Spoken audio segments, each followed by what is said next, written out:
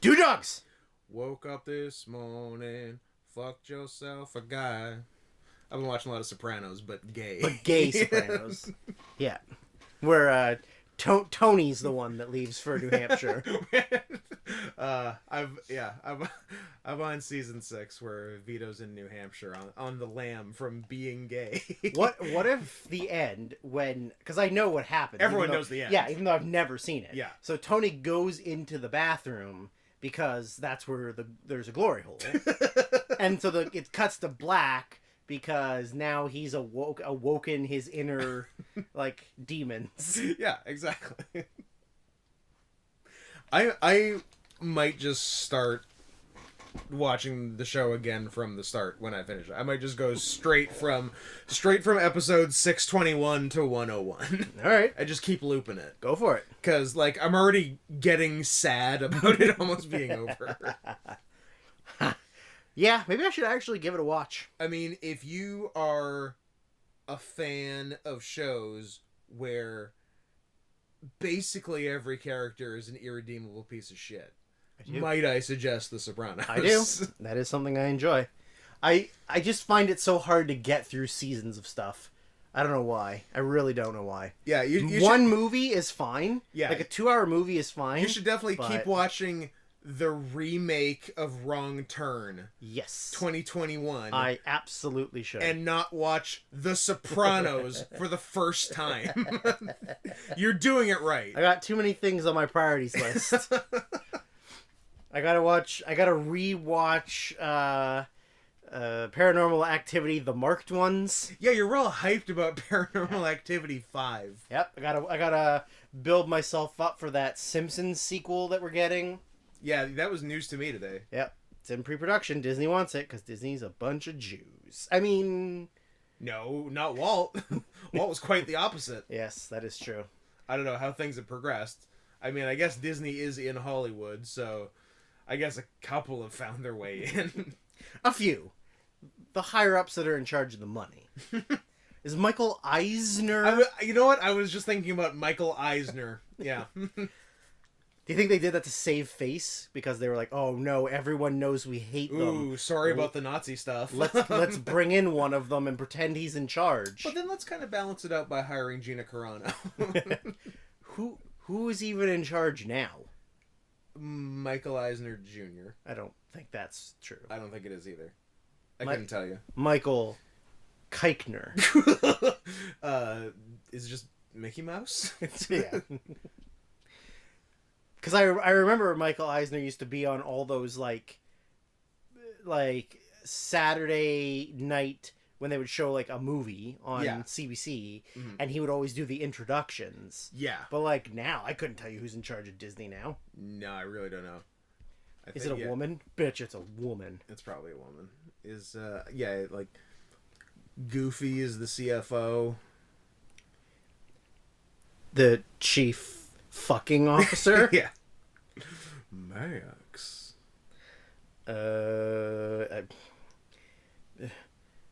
Bob Iger is Okay. the executive chairman, and Bob Chapek is the CEO. The Bobs. So, Bob's. Okay. Apparently their revenue went down in 2020, and their operating income also went down, and their net income went down, and their total assets went up because, they bought everything. And... Yeah, I guess between buying everything and starting Disney Plus, they would have had a bunch of... But also, revenue probably went down because, all of their parks and also were nobody closed. saw any movies. And their parks were closed. Yeah. That makes sense. Proceed Michael Eisner. There he is. Isn't he in charge of something else now? I feel like he was in charge of something else. Yeah, he got some other gig. He's worth $1 billion. All right, I can stop worrying about him then. Yeah, oh, good. Thank God. Sometimes I'll wake up in the middle of the night and go, is Michael Eisner okay? Is Michael Eisner? Please, for the love of God, be okay. Oh, weird. He, in 2017, tried to take over as the lead investor and, owner of a very bad English football club. Weird. And then in 2020, he started Quibi. Quibi.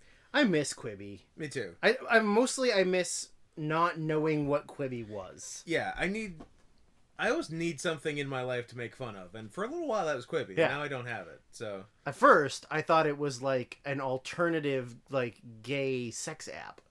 Like Scruff. Oh, like or this ain't... Hornet. Like, this ain't your daddy's grinder? Yeah. It's a Quibi. I want to have a Quibi.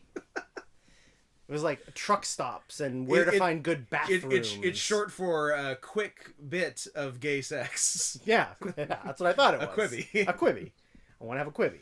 But apparently it was a telephone watching device. It's TV on your phone and only on your phone.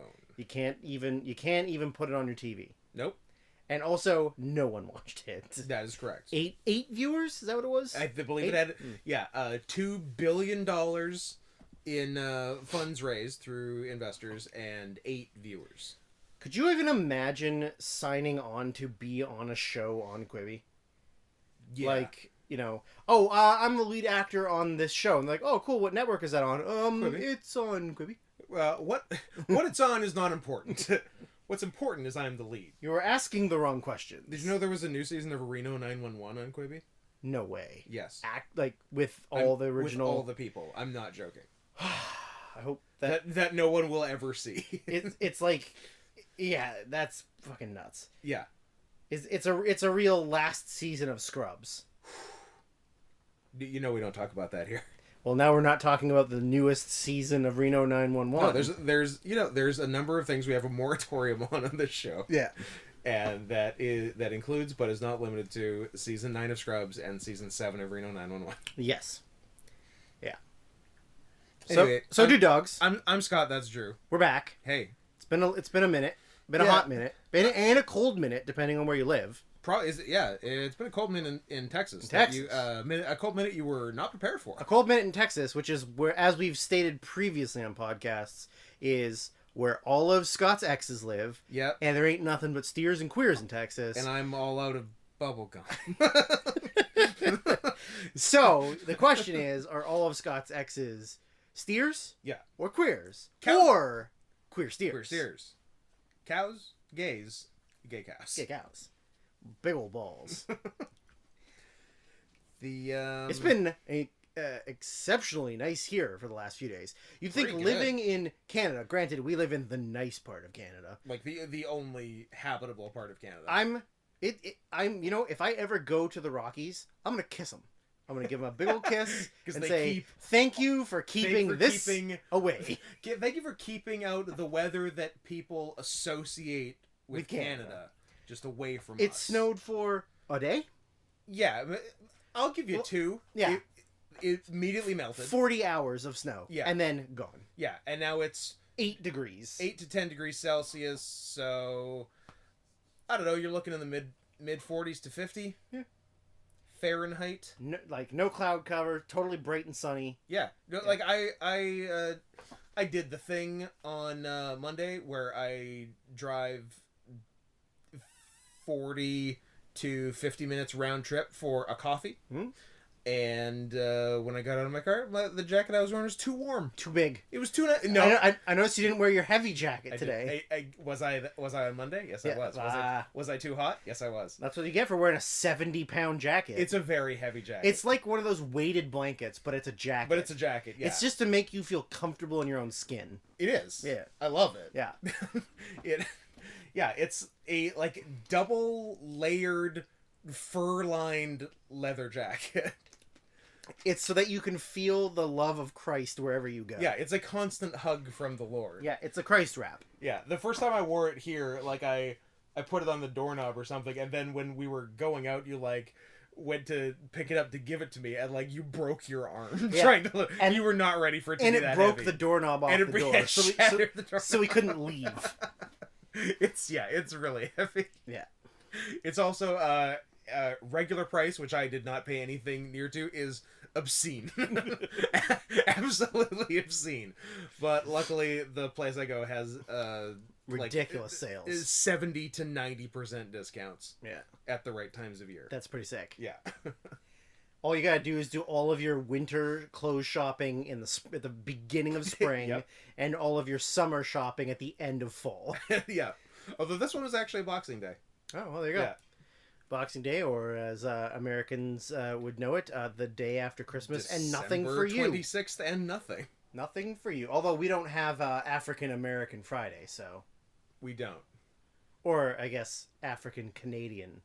Afro-Canadian. Afro-Canadian Monday. No, I guess it'd be... Wait. What's the opposite of Friday? Monday. I guess Monday's the Because opposite Friday's of Friday. the end of the work week, and Monday's the start of the work. What's the opposite of Thursday? Also Monday. Interesting. Yeah. I like it. Opposite of Wednesday? Wednesday. Goes Also back around. Wednesday. And the opposite of Tuesday is Saturday. Yes. And Sunday stands alone. And Sunday stands alone. Sunday's the Lord's Day. Yeah, Sunday. Yeah, exactly. Sunday does not belong to us. Yeah. It belongs to the Lord and only the Lord. And by that Lord, I mean Allah. Allah. Praise be to Allah. And his boy Muhammad. And his boy Toy. Mm. And they are Allah and Muhammad are two dudes with attitudes. Positive attitudes. We were saying how absolutely lame the 1990s were. I've already told you about how when the Colorado Avalanche were moving. This is Drew's Hockey Corner, by the way. When the Avalanche were moving from Quebec to Denver, they were going to be called the Rocky Mountain Extreme, and there's even logos and designs for that. But then by the time that it got out in the press, everyone was like, "What are you, a fag?" So even in the 90s, they realized in 1995 how lame when they said, "We're gonna move the team and call them the Colorado Rocky Mountain Extreme," and somebody was like, "You're an idiot. Stop it." Like, you're going to regret this." First of all, they should have just kept the name. They should have been the Colorado Nordiques. They should have been called the Quebec City Nordiques, but played in Denver. I like that. Yeah. Just to rub it in those stupid bastards' faces. They could do that stupid Angels thing. They could be the Quebec Nordiques of Denver. Quebec Nordiques of Denver. That's pretty good. Like the fucking Los Angeles Angels of Anaheim. Are you fucking kidding me? Oh my god. Did they stop that? Is that... Yeah, they've been the LA Angels for... It's just LA Angels? A while. Yeah. Because they went from... California. They went the California Angels to Anaheim. they went from that to the Los Angeles Angels of Anaheim, to the Anaheim Angels, to the Los Angeles Angels, and now they're just there. Huh. They're the second most important team in LA. Yeah. The Clippers, the Chargers. Oh, I was going to say second most important. Yeah, maybe the third most important baseball team in California. Yeah, Giants are definitely ahead of Giants and Dodgers? Giants and Dodgers. Yeah. I mean, even the Padres are better than them at this point. Really? Yeah. I feel like the Padres are never anything. I like that their mascot is a friar, and he definitely doesn't touch kids. I thought their mascot was just Tony Gwynn. I mean, white, bald Tony Gwynn. I guess Tony Gwynn was already bald. Yeah. Yeah. Tony Gwynn, R.I.P. Oh, we did lose him, didn't we? Or did we lose? No. Yeah, we did. Yeah, Tony Gwynn, and maybe I'm confusing him with Kirby Puckett, because Kirby Puckett definitely dead. He's dead as hell. But Tony Gwynn. Tony Gwynn or Tony Gwynn Jr.? Tony Gwynn, dead, 2014. Yeah. Mr. Padre. Died of being too fat. Fat, yeah. Too fat and too hetero. Interesting. Oh, it happens. Cancer. Fat cancer. Oh, man. I guess while doing cancer treatment, there was some problem with his oxygen intake, and it caused him to barely be able to move for several months. Oh, that's really bad. Yeah. Tony Gwynn, gone too soon. Yeah, he wouldn't have been that old in 2014. I love the incredibly niche market we are heading to right now. Yep. Of baseball fans. Dead baseball 54. players? Yeah. Really gone too soon. I'm pretty sure his son used to play. I don't know if his son still plays. Well, you better look it up. It would appear that he doesn't. Is also dead. He is also dead. Took his own life in grief. Can't deal with the pain anymore. Sorry, guys. Anyways. So. I guess we got a bunch of stuff to tell these people. It's news. It's a news update. And it's not just me talking about minor league hockey teams. But it's partly you talking It's about partly. minor league I hockey do have a new favorite minor hockey league team logo that I just discovered. But don't ask me any information about it. Because I don't actually know anything about it. It is the Mad City Monsters. It was like a... They play out of Mad City? Mad City. I don't know what it was. I mean, I can look up if you want. I think they might have been I just hope there's a real Mad City. Oh, it's that Kendrick Lamar song, Good Kid, Mad City. Yeah. But like several years before Kendrick Lamar was even a thing. Let me look them up. They were in... I also like the idea of showing you the visual logo, but no one else gets to see the visual logo. Now I'm wondering if I make this logo the thumbnail, or if it's up to people to look it up for themselves. I think it'll, depending on how much I like the logo, is going to determine the answer to that question. Well, the only thing about it is that it is incredibly like 90s ugly. Somebody should have been fired for suggesting that that this is a hockey team. Well, I can't actually find the information about them, but they were not around for very long, and was that it? Nope, that's not it. They must have been some kind of... Anyways, there must have been some magic in that old silk hat they found. This. For when they placed it on his head, he began to dance around. That is a good logo. That gets to be the thing. Okay. You won this round. That's a very 90s because it looked professional hockey team. And here's why. The reason it made the cut is because it's unclear what the monster is. Sure. But based on what I'm seeing, it could be a kitty cat. Yeah, I don't know, because like the claws, are like green. But that might just be an aesthetic color choice. I guess it's possible. As far as the look of the whole thing, you can't rule out kitty cat. The Madison Monsters played in the United Hockey League, Wisconsin, in 1995 to 2002. They also played in a league who might want to consider not using that as their professional league name, the Colonial Hockey League. Nice. Sounds a little sketchy. Nice. They would go on to become the Knoxville Speed, who have a much worse logo. Oh, I don't like that at all. That's is very bad. Stupid. You know that you can design good things, right? You know that you can do whatever you want. But yeah. The Madison Monsters is my new jam of a bad hockey team logo. I like calling Madison Mad City. That's pretty cool. Mad City. That makes it sound a lot less like a lame white college town. Absolutely. Which it very much is. Yo, we reppin' Mad City. I don't think I need to go there.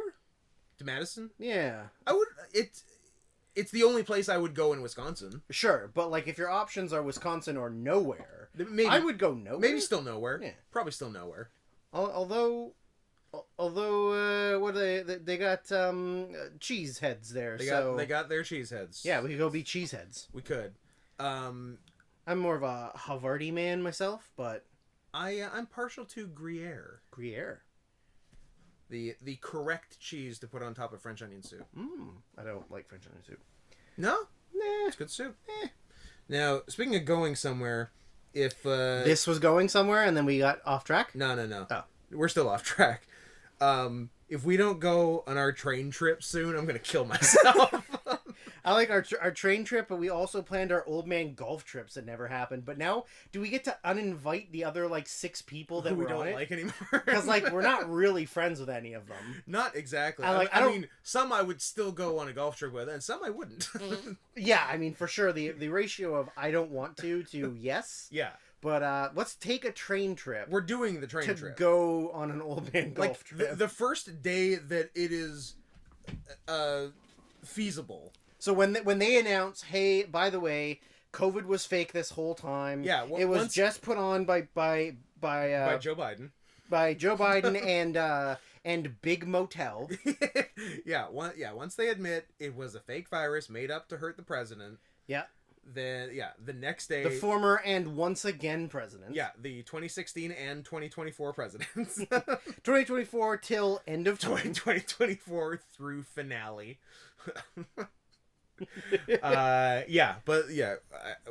got to do it. I want to do it so bad.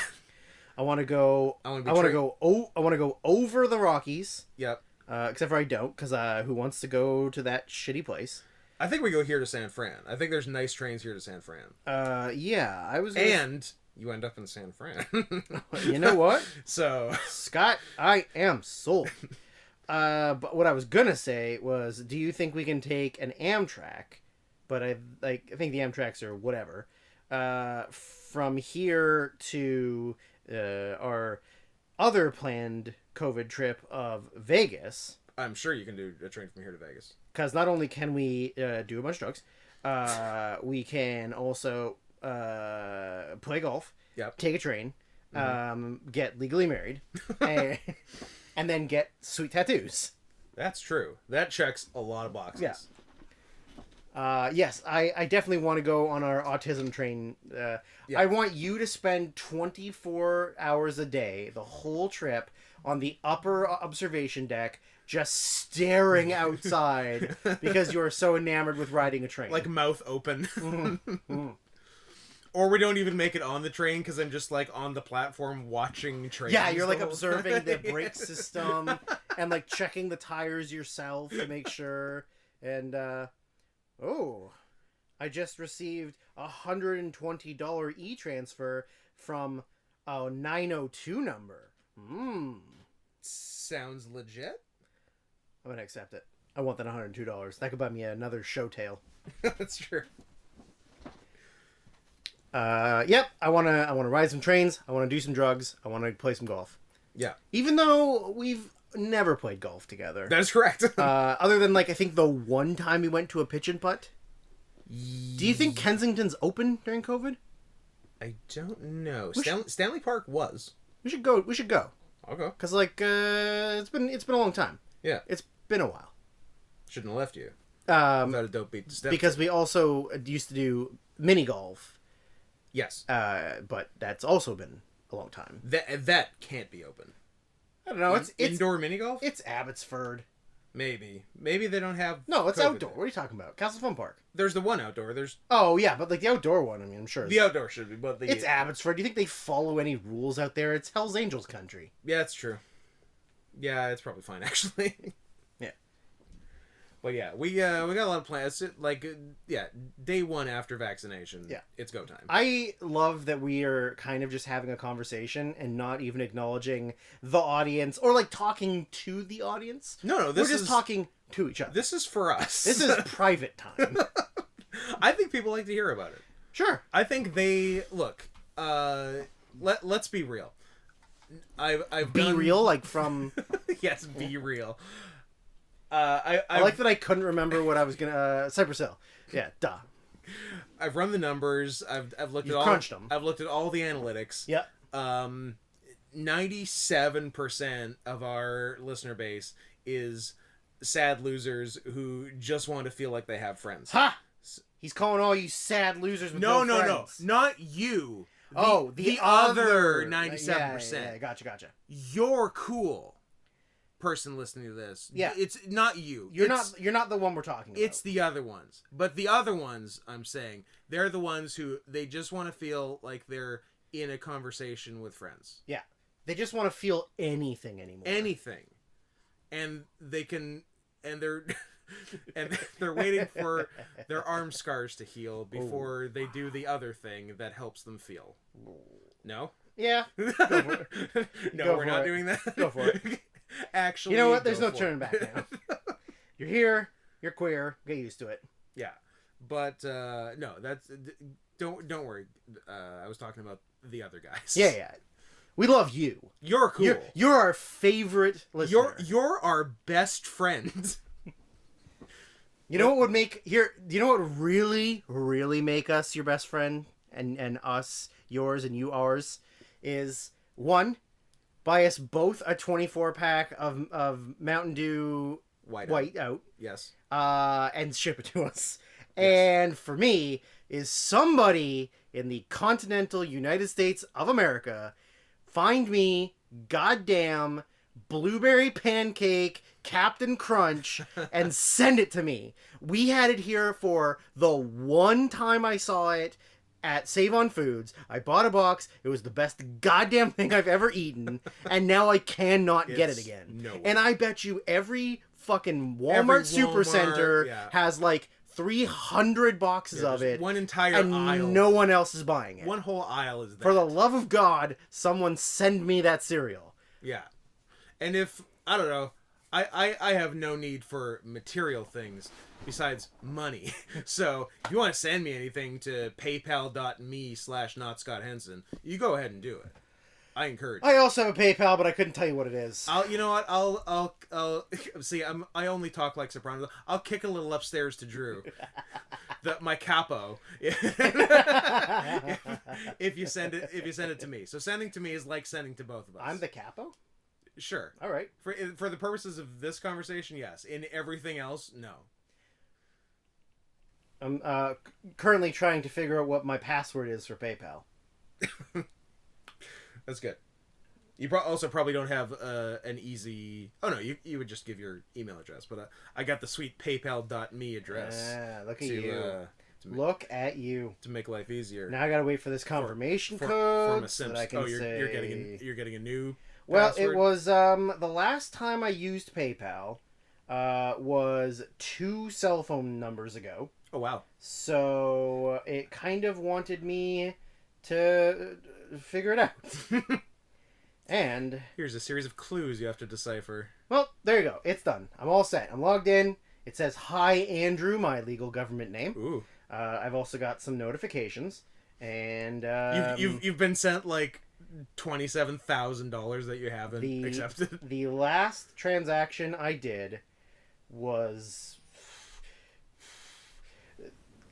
last year. Nope. You got to go back 100 years in time to find out the last time I sent a transaction. $11 to something in August 2019. Great. And Lucha in May 2019 were the last things I did. Very good. So there you go. Lucha would have been some kind kick pads and knee pads when I got the gold ones and the purple knee pads. Yeah. And then I sent Jordan money in February when he made my singlet. And that's about it. And the end. And over. Anyways, I believe it's just drewsarian@gmail.com. Yeah. But send it to me and I'll kick up the Drew. Don't worry. I don't know if I trust him. What? Why is Henry listed on here? Did Henry send me money? HPV, hit me up. Did we have some kind of transaction? Do I owe you something? I don't think so. You owe me something? Why would we send each other money? I don't know, it's interesting. Did you make a bet? Well, no, the only bet we did was at Bola that one year. Yeah. But, I don't know. That would have been settled on site. Also, Henry, I fucking hate you. So, yeah. Kick us... I'll take food or movies or money, and Scott will exclusively take money. But also Mountain Dew Whiteout. Yeah. God, just get us some. Okay. I might as well tell it. Here's the worst false flag operation for Scott that's ever happened. We go to 7-Eleven, not that one, the good one. The good 7-Eleven. The good one. We notice in the Harakiri 7-Eleven, where literally someone committed harakiri outside of. That's a story for another day. We go to the I don't know. Just because I never get Slurpees. Nope. I was saying before this Who one. does? It had to have been children. It had to have been years since I've had a Slurpee. But out of the corner of my eye, a certain flavor caught me, and that would be Mountain Dew Whiteout. I was like, holy shit, I'm getting the Slurpee. I was immediately suspicious because it was yellow. It had a hue to it. Yeah, it was not, like, Mountain Dew Whiteout is white. It is a cloudy white. It is the correct color. Yeah. It might as well be called Mountain Dew Right Out. Mountain Dew White is right out. So this is more the color of just Mountain Dew. It was yellow. It was yellowish, yeah. But I'm like, well, I gotta fucking try it. So I did, and it was good, but it was not Mountain Dew Whiteout. It was like kind of pineapple-y. So I don't know where they got that like some label random weird mixture. I don't know why they decided to put that up, because it wasn't it. Because in years past, sometime in history, I've had a Mountain Dew Whiteout Slurpee, and it was white and tasted like Mountain Dew Whiteout, and this was not that. But so I don't know. And then if you're wondering, the next day, if I went around Vancouver to 8 different 7-Elevens looking to see if they might have a proper Mountain Dew Whiteout Slurpee, you would have surmised correctly. And I was unsuccessful in my journey. So, sad end to the story, but you can make it better by sending us Mountain Dew Whiteout. Or by sending us a Mountain Dew Whiteout Slurpee in the mail. I typed in like Mountain Dew White is right out just to see if there'd be a funny picture. Are we familiar with Mountain Dew Frostbite? It's a shark. Yes. Is it bad? It is very unremarkable. I believe it's Walmart exclusive. Oh. One of the specialty stores up here got it. Yeah. It's blue. It's something. I couldn't even tell you what differentiates it from blue.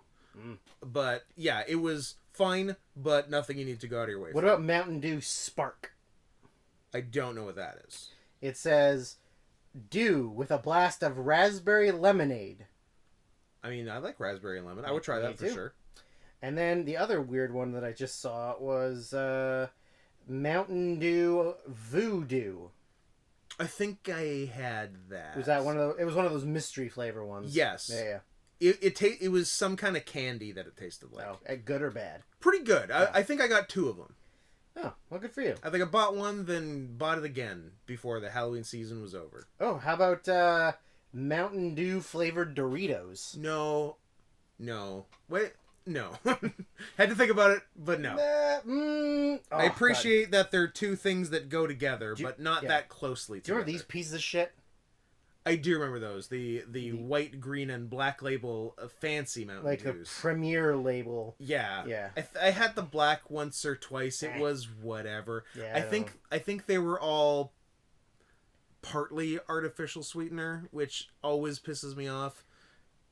Just give me sugar or don't. Like, don't put it halfway in. You're already drinking soda. Yeah. Do you really need soda with less sugar? Like, yeah. Artificial or not real sugar? I don't get it. It's not like you're drinking water and you're like, don't put any artificial sweetener in my water, please. Yeah, like, or don't put a bunch of sugar in my water. Like, That's fine. You're drinking fucking soda. Yeah. I know what I'm doing. It's supposed to be bad for you. I'm a professional. You are a professional who's been eating candy and drinking energy drinks, and your body's falling apart. Right now, Scott is missing 6 teeth. I did have a bad day the other day. Just the jitters? No, just like... Hot sweats. No, just like feeling terrible. Like, rarely am I affected by what I eat or drink in a particularly negative way. Like, I can eat anything. You have seen me. I've seen you eat some absolute bullshit and be fine, if not happy about it. Yeah. You know what? Sometimes you're in better shape after you've eaten it. Yeah. Yeah. So I work differently, but like candy for lunch and then an energy drink. What candy? Were you just eating a box of Nerds? You're a nerd. I'm not a nerd. Nerds are smart. Yeah, I was kind of a nerd in high school, except I didn't get good grades, so I guess I was just a douchebag. I bought some candy at the candy store at Granville Island. Candy store? Yeah. Like what, saltwater taffy?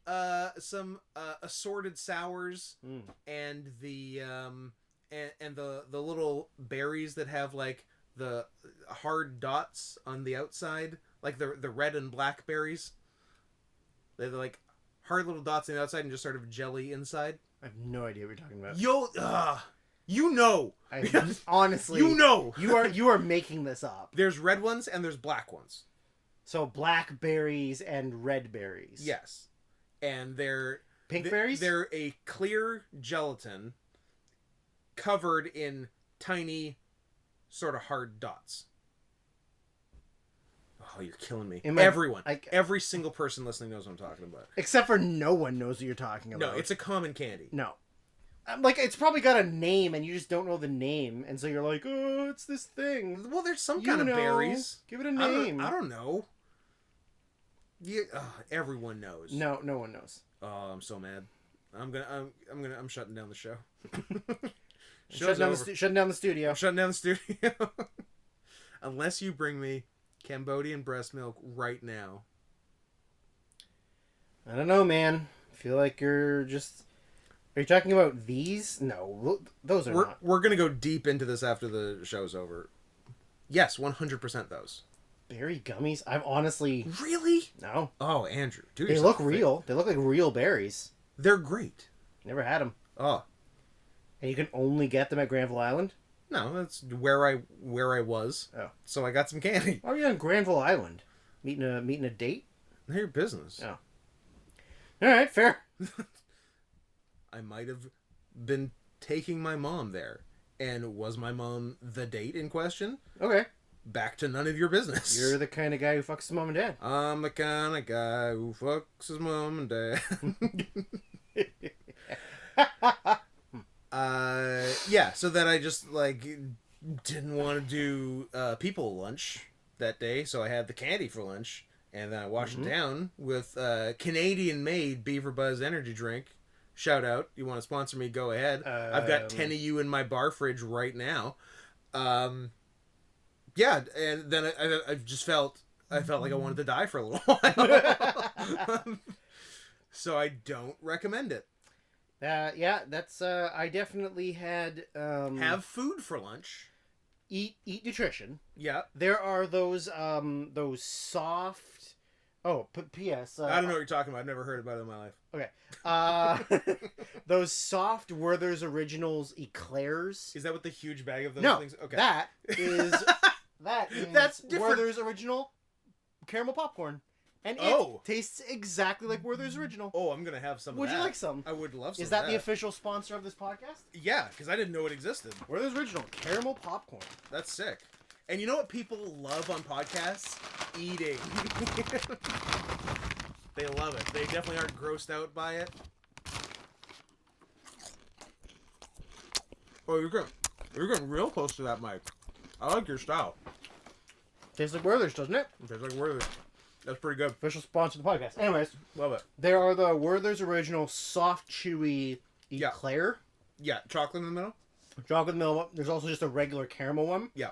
I ate one bag of each over the course of I don't know, 6 hours. Okay, that's pretty good. While playing video games and just sitting here and sort of just unwrap, eat, you're subconsciously unaware of how many you're eating. Much you've, And next thing I look over it, I'm like, there's just a stack of wrappers and both packages are empty. And I was like, huh, guess that was lunch and dinner.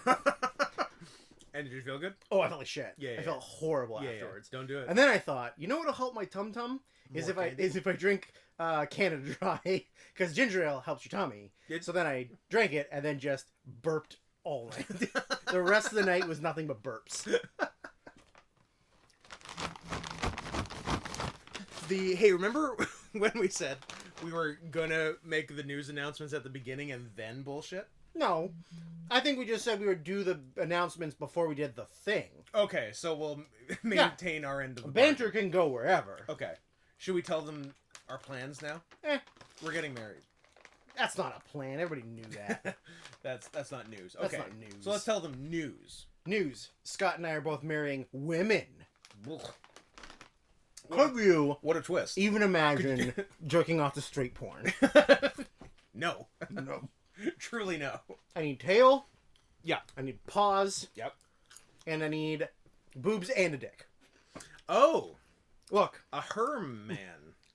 A Herman? Yeah, that's the derivative of the name Herman. I do is a man who's into Herms. Is Herm short for hermit crabs? He mashes them with his dick. Yeah. No, yeah. So as you know, season 2 ended on a cliffhanger of the year 2019. What will they like in 2020? Spoiler alert, nothing. Nothing came out.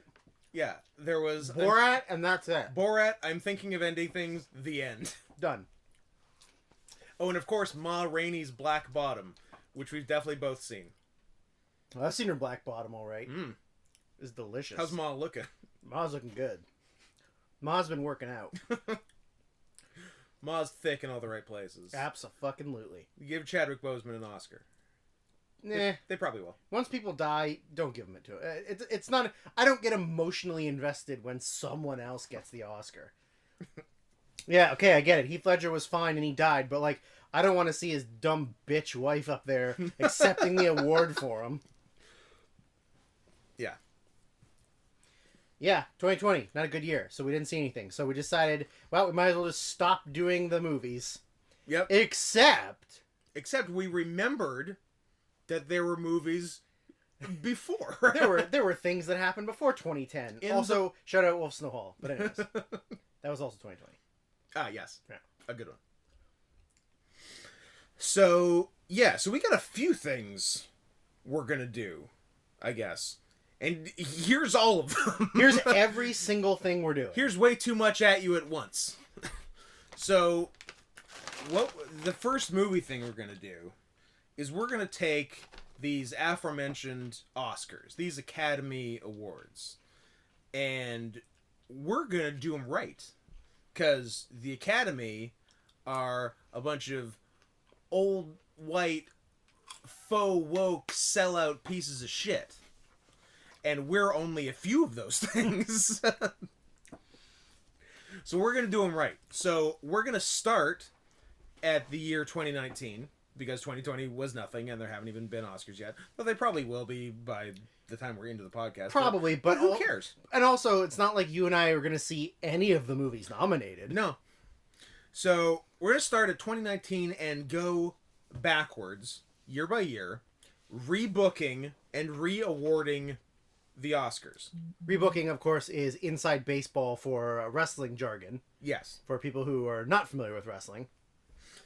And what we're going to do, and there's going to be limitations, because if there weren't limitations, our 2019 through 2010 would be kind of redundant with what we've already done with movies. Yeah. With doing our top 10s. Best Picture would be the 10 number of that one. year, and Yeah. then number 1 would win Best Picture. Exactly. So we're limiting ourselves to only movies that were nominated for Oscars that year. So that's going to cut out a lot of the stuff that we liked. Sure. For some of those years, definitely. Yeah. So, we're going to do for each year the big six. We'll do the big Oscars? six. Yeah, we'll do the big six. Yeah. I mean, it's not like we couldn't do like screenplay and international, but Sound editing? if you want to do sound Sound editing, we can do editing. documentary short. Sound mixing. What's the difference? I don't know, but there definitely need to be two of them. Yep. And there definitely need to one's be music and soundscapes, and the other one's the stuff they like cut the out. stuff that, yeah. They definitely want to go ahead and fuck me when I'm doing Oscar predictions, like in real time Oscar predictions, Right. and I predict, I think, Ford versus Ferrari for one, Mm-hmm. and they give it to 1917, and then I'm like, shit. And then I originally had 1917 for the other sound one, but I'm like, oh no, they'll give that one to Ford versus Ferrari, and then they didn't either, and I got them both wrong. And had I just fucking shut up. Sound editing was Ford v Ferrari. Sound mixing was 1917. Okay, so you guessed the opposite, like you said. It'll be sound mixing, and then it didn't win sound mixing. Right, and then I switched the other one With 1917. Yeah, Yeah. and then got them both wrong. And then I was very angry. It's the same thing with film editing and visual effects. Ford versus Ferrari won best editing. V for Ferrari. V for Ferrari. And best visual effects went to 1917. Vor versus Futanari. So they went 2 for 2 head to head. Yeah. Yeah, they really fucked me. Is all I remember from that. Yeah. I was very upset. I threw a fit. I had a fit of mental retardation. Yeah. So we're gonna do that. So and the big 6 Oscars being Best Picture, Best Director, Best Actor, Actress, Best Supporting Actor and Actress. Because it's weird that that's like, I guess just because it's been done forever, but you don't really need to separate acting categories by gender. There's no like, no. It's not like athletics where males would have an advantage. No, not at all. But besides the fact that men are better actors, but that's not. Yeah. I mean, I definitely understand why they separate it, but also too, like, if they didn't separate it and a man won, everybody would be up in fucking arms. But only the last 10 years. Before that, yeah, of course, it would just be fine. Before that, the Best Actress award was like in the middle of the show, mixed in with the editing and like production design. Sometimes they did it before the show went on the air. Yeah. It was the dark match. But now, yeah, like now it would be like, you know, best like performance by an actor or actress goes to Daniel Day-Lewis. Oh my god! Of course, it's a man. Like, yeah, it's the same thing with really, Daniel Day-Lewis. Oh, I guess nobody saw Octavia Spencer in Ma. Ma Rainey's Black Bottom. Could be. If we were playing Build Title. Yes. So we're going to go backwards from 2019 on that until we run out of steam, which we're thinking is going to be about 30 years, which we're thinking is going to be about 1989. Yeah. And that's that. And then, well, let's stay on movies. And And then the other thing we're going to do is we're going to do the same thing we did for season 2 for the previous decade. So I guess it'll be the second best decade of our lives. Second and then third. If we're doing 9 to 2000 and 99 to 90. Well, we're doing 99-90 with the top 10s? Yeah, why not? That's a lot of 90s we'll watching. See. We'll see how we get. I guess we'll see. We'll see. Anyway, the one we'll do first is 2009 to 2000. Same thing we did before, our top 10 movies for each year, and then a best of the 2000s thing. Yes. So that'll be fun because we like making lists. And I guess if we really get down to it and we don't want to do like best of every year, we could just do the 10 or 20 best movies from, you know, 1999 to 1990 and then 89 to 80 or whatever. Or we could like pick and choose years we like. Sure. Because like 99's a good year. Yep. And so yeah, 90, some other 90 years. Yeah. Is 93 Unforgiven? 92 is Unforgiven. 93 is Schindler's List. Schindler's List, yeah. But also, yeah. I mean, yeah. We'll figure it out when we get. Yeah. That's a further down the line. That's in a while. Thing. Yeah. We got lots of time to figure that out. Yeah, and then for you wrestling guys, guys, gals, and everyone else. Yes. Dudes, dogs, dogs, dog dudes. Dog dudes. Now, what would you say differentiates a dude dog from a dog dude? A dude dog is like a dude dog, and a dog dude is a guy who's into dogs. You know what? That makes perfect sense. Yeah, of course. So, wrestling-wise, we think we're going to watch all of the WWF In Your House pay-per-views from 1995 to 1999. The secondary pay-per-views, so we'll do a very good job of not seeing any particularly important matches. Nothing that even fucking matters. A lot of secondary I bet there are between 0 and 1 world title changes on all of the In Your House shows. Mm-hmm. Maybe a couple, but not much. So, but there are some gems, and also we imagine some shit. So hopefully there's a fun mix of the two for those. Mm.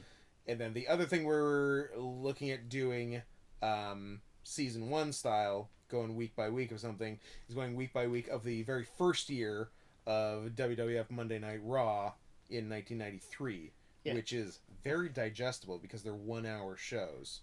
as opposed to Nitro, which was 2, occasionally 3 hours. Which is unacceptable. And also just it'll not only will it go by so much faster, but there's going to be so much less to like have to digest and break down of just like squash match, nothing happens. Squash match, nothing happens. Yeah. Those are going to be high banter / preamble episodes, which I think people like. It doesn't happen very often. Like this episode. Doesn't happen very often. Yeah. So that's everything. So what we think we're going to do at first is we're going to alternate weeks. I guess we'll keep shooting for putting them out on Wednesdays like we did with the movies. So, so 1 week will be Oscars fixing. Scott and Drew fix the Oscars. Yeah.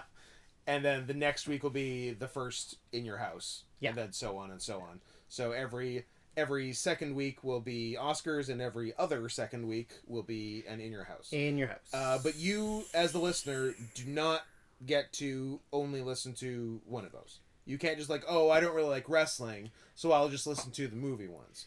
Because there's going to be a very important overarching story arc between me and Drew that you need to listen to every episode to understand. Anyone who's familiar with the show Community and realizes that there are subplots in deleted scenes over the course of the whole series that you need to watch in order to understand certain things. Mm-hmm. That's what this podcast is. Yes. There's going to be connecting pieces that go from movie to wrestling that by the end, and you're going to say, wait, I don't understand that. It's because you didn't listen to all of them. It's because you blew it.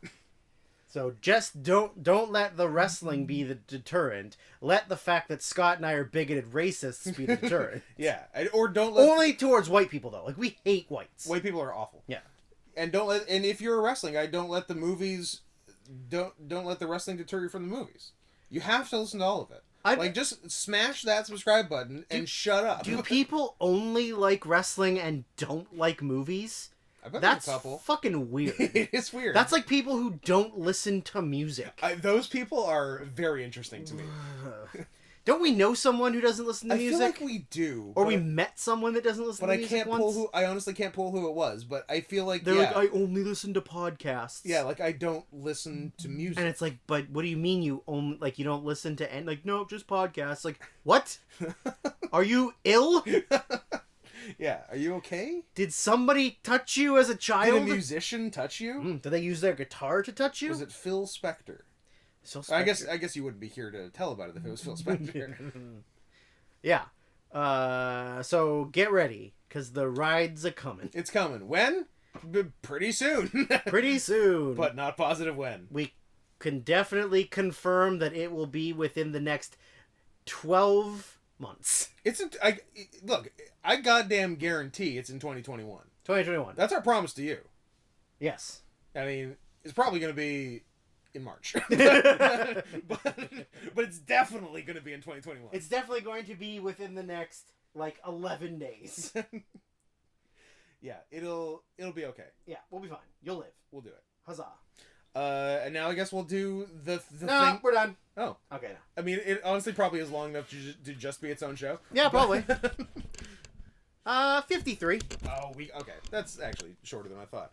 I thought we had gone 3 hours. Well, we talked a lot before we actually turned on the recorder. That's true. And then we're like, all right, let's start. We've just sort of been talking all day. We've had 8 hours of banter that you people will never hear. Yeah, some of it was pretty good. A lot of it was really good. Some of it to the point we said we should be recording this. Yeah. Should we record this? Nah. No. We got lots for later. Yeah. And to our credit, we did. So good for us. Yeah. An entire podcast of banter, and then we never actually get to the topic. That's my favorite one. That is a real nice one. Didn't watch Nitro, so here's just us talking. Yep. But we figured that, banter's good and all, but we'll give you little baby birds a little bit of food. We'll give you some content. Feed you a little bit here. Yeah. Only for very specific dumb things that are in Scott and my brains. Yeah. Yeah. This is a topic that has come up between us a lot. Us and former friend of the podcast who's laying on the floor not talking, Kelly Summers. Yeah, say hello, Kelly. Yeah, this is a real. I feel like it's a real sore spot for us about certain people. A real bone of contention. A real acky boner of contention.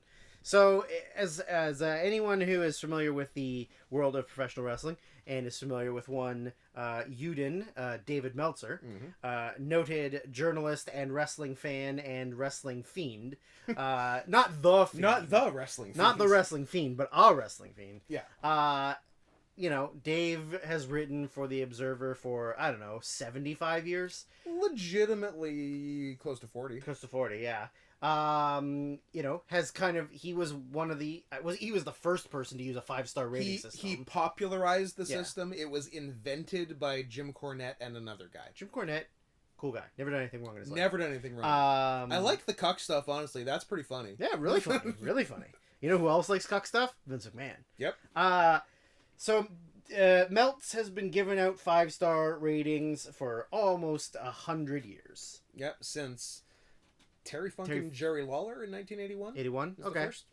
So, he's had a long history of giving out 5 stars, giving out more than 5 stars. Especially in the last 4 years. A few, I don't know, 8 years of not giving out any 5 stars. Yeah, real dry spell from 06 to 2011.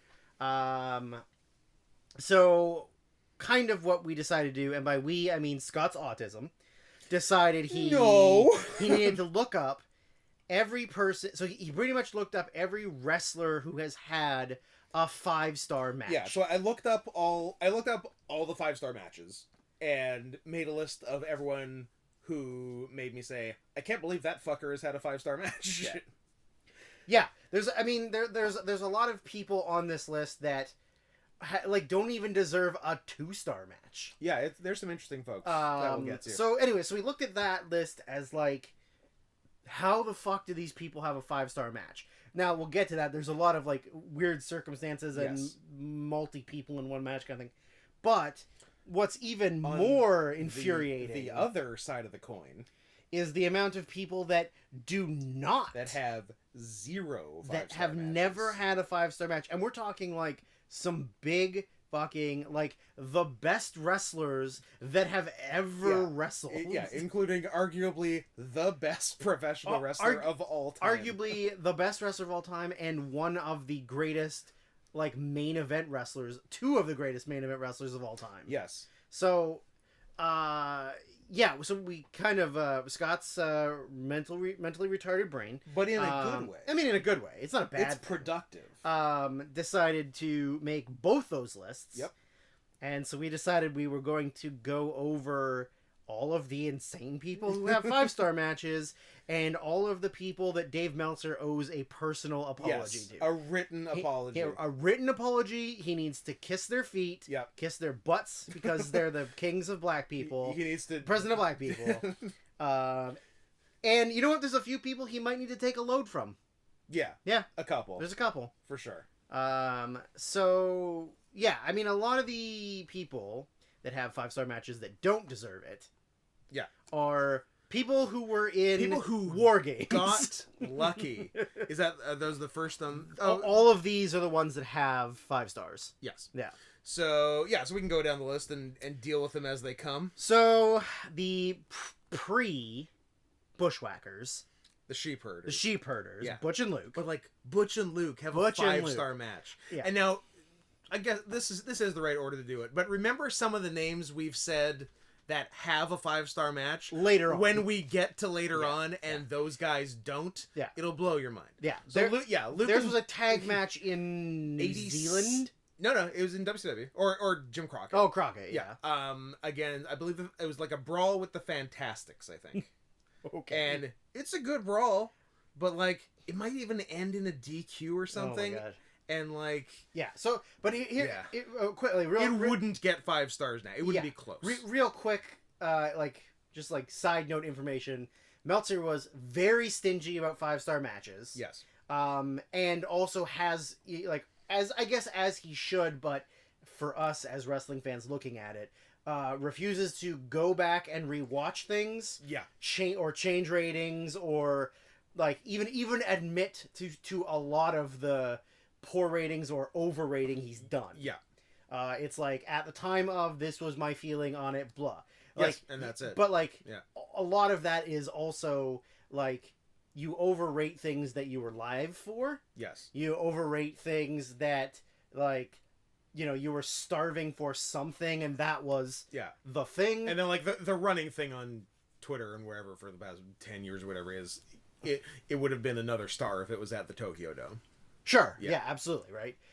So, yeah, the size and scale of things for sure. But, the fact that, like, I would say a reasonable, rational, unbrain-damaged man would go back and look at this list and remove almost, I would say, everybody's names except for you and I are probably going to fight on one name on this I'm list. excited for what we're going to fight over, but I don't know what it is. But I think every other person on this list would be removed from the 5-star list. I think going back, really rewatching, and yeah. Anyway, so the Bushwhackers. Who's up next? Yoshiaki Yatsu.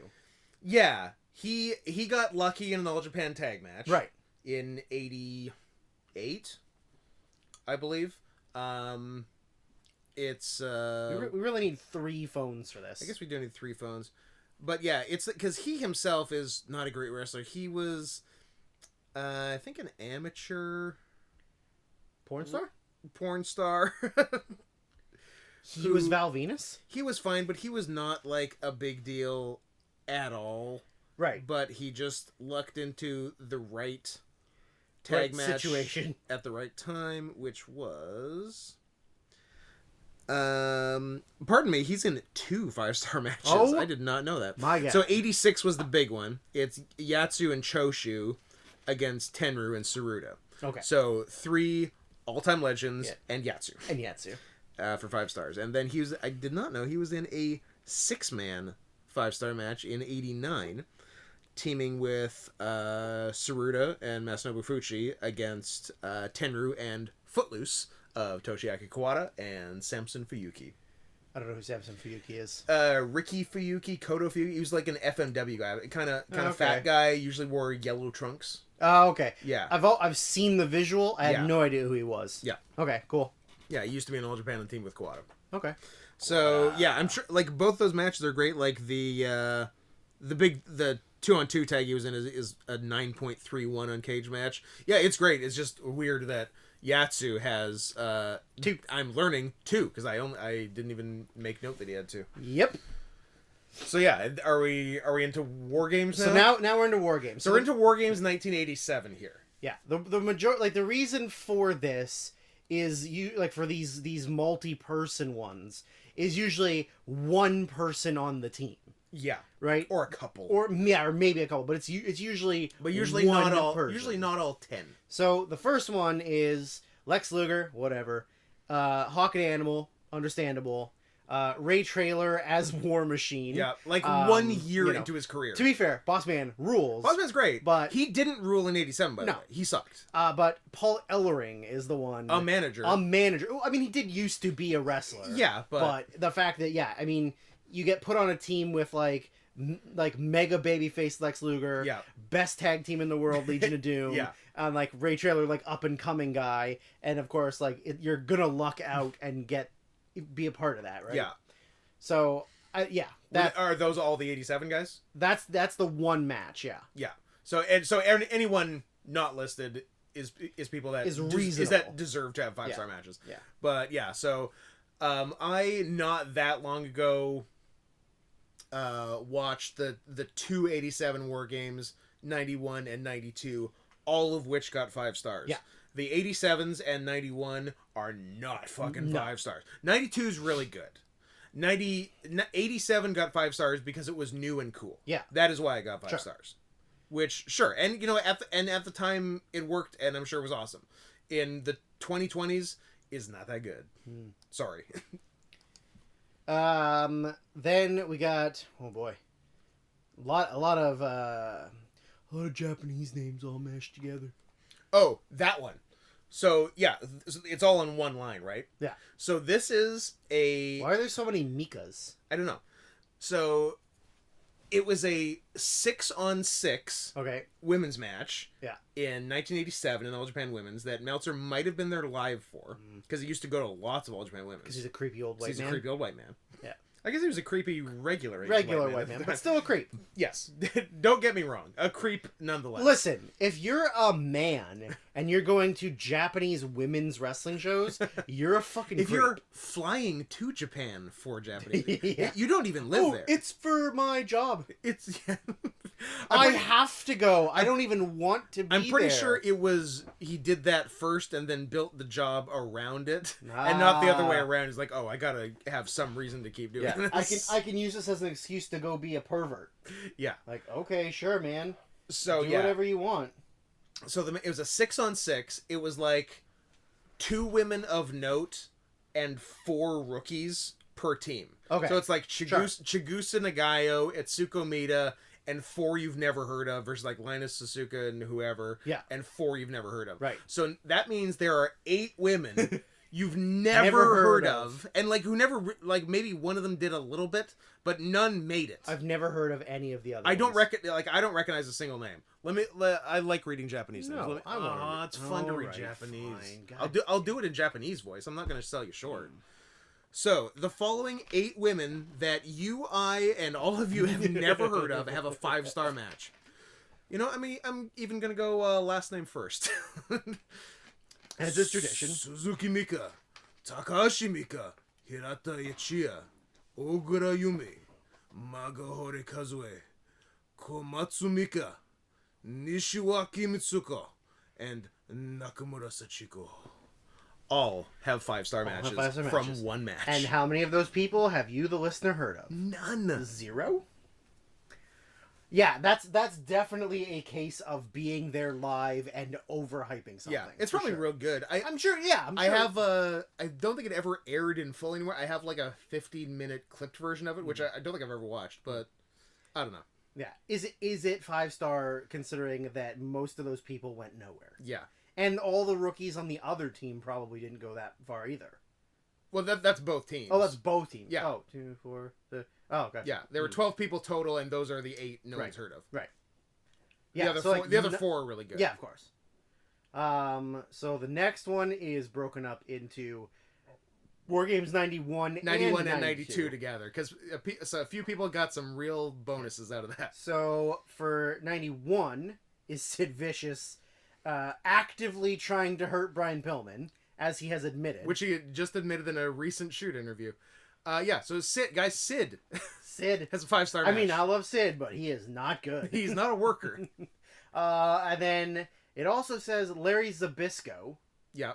And then it also says Larry Zbyszko / Nikita Koloff ×2. So let me see what I did there. So... Yeah, so I just put... Oh, no. Yeah, so I put the 2 together. So the people that got 5-star matches out of those 2 war games were Sid, 1991 Larry Zbyszko, and 1992 Larry Zbyszko, and 1992 and Koloff for twice as well. Yeah. Gotcha, yeah. Yeah, it just like... You wrote it weird. I did write it weird. But, yeah. Yeah. Zbyszko, I don't know, in the 70s or 80s, I could see... Sure. Being in the talks for a 5-star match, but he's not a young man by the 90s. No. He's close to retired. He's not a young man, and he's also not entertaining. No, he's maybe the most boring wrestler of all time. Which is maybe why War Games is perfect for him, because he can't leave the cage to stall for half the match. What a piece of shit. I mean, like, Nikita Koloff wasn't bad. Yeah, he's definitely not a 5-star guy. But is he a 2 5-star matches guy? No, he's definitely not. Yeah. Yeah. Next up, I assume is some kind of 6-man tag or 8-man tag. If it's all in one yeah thing, then yeah. So Tarzan Goto. This one rocks. Tim Patterson. Yeah. And Horace Boulder, also known as Horace Hogan. Yes. So Terry Bollea's shitty nephew. Yeah. So do you know what this match is from, and B, have you seen this match? We've definitely talked about it in the past, but I have not seen it. So it's some kind of FMW. Yes, thing? it's FMW in the USA. It's in Los Angeles. Weird. For some odd reason. Weird. So the match is Horace Boulder, Tim Patterson, and Negro Casas. All right.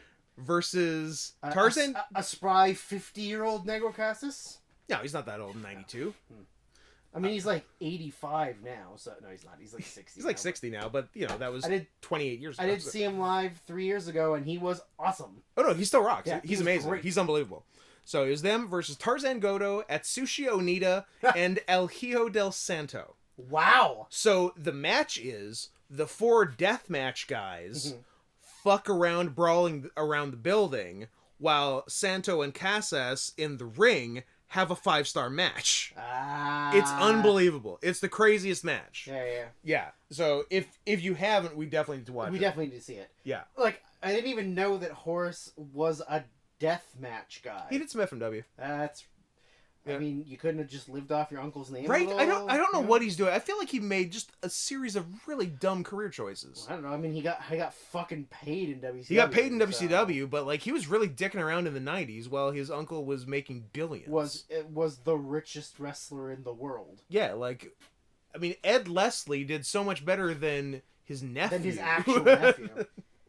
So or the Gladiator, who's his cousin? Question mark. Something. He's related to him. Anyways, they all fuck. Yeah, so that's a crazy match. The match deserves 5 stars, but it's interesting that Tim Patterson has a 5-star match. Yeah. Who was literally just like a WWF jobber in the 80s. Yeah, but you get put in the right place at the right time. Absolutely. That's what a lot of these are. Yeah. So the next one is Yoshinari Ogawa times 3. 3 5-star matches. Honestly, all the matches probably are 5 stars, but just it's Ogawa. Yeah, and it's Ogawa as opposed to people's names we'll read later. Yeah, it's I mean, I guess it's not like it's Ogawa or the other person. Yeah. But it's just like circumstances and situation and being young and spry instead of being old and brain damaged. Yeah. I don't know if you know, but it kind of paid to be in All Japan in the 90s. Yeah. It was a good place to be. The 5-star matches were him and that's an interesting one. Him and Fuchi against Kobashi and Kikuchi in 92. 6-man from 93. Him, Taue Kawada versus Akiyama, Kobashi, Misawa. That's 5 all-time greats and Ogawa. And 99, him and Misawa against Kobashi and Akiyama. So he had some good folks to work with. I was gonna say, one of these things is not like the other. Yeah.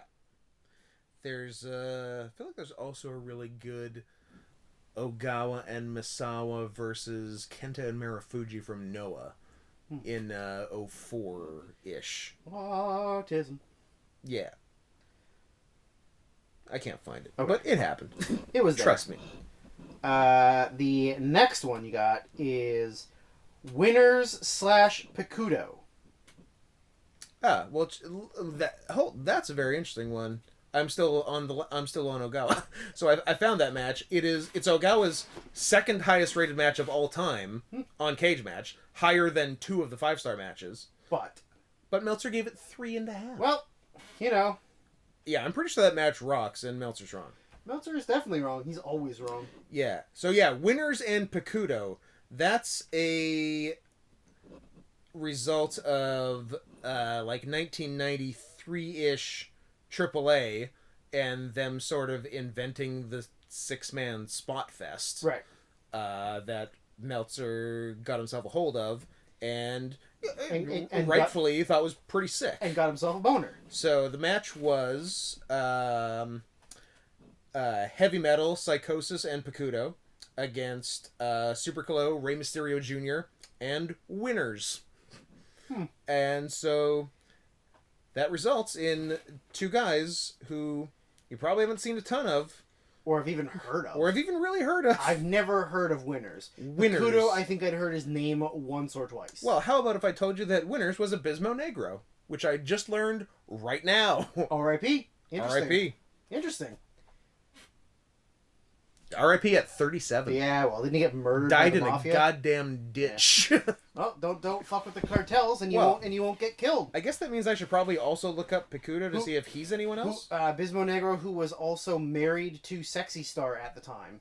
That's right. Maybe that's why she turned into a bitch. Maybe that's why she's a super cunt. Pikuto is just Pikuto. Just a guy. Alright. The next one, I imagine, is some kind of, like, Smoky Mountain... You bet it is. Scaffold match? War Games. Oh, okay. Yeah. Robert Fuller. Yep. Jimmy Golden. Robert Fuller is... Colonel Parker. Colonel Parker, yeah. Yeah. Fake Undertaker Brian Lee. Yep. Tom Pritchard. And... Hey, he's a heavenly body. I mean, that's true. And a body Donna. Yeah, but he wasn't really in good shape. No, he wasn't. That's the interesting part.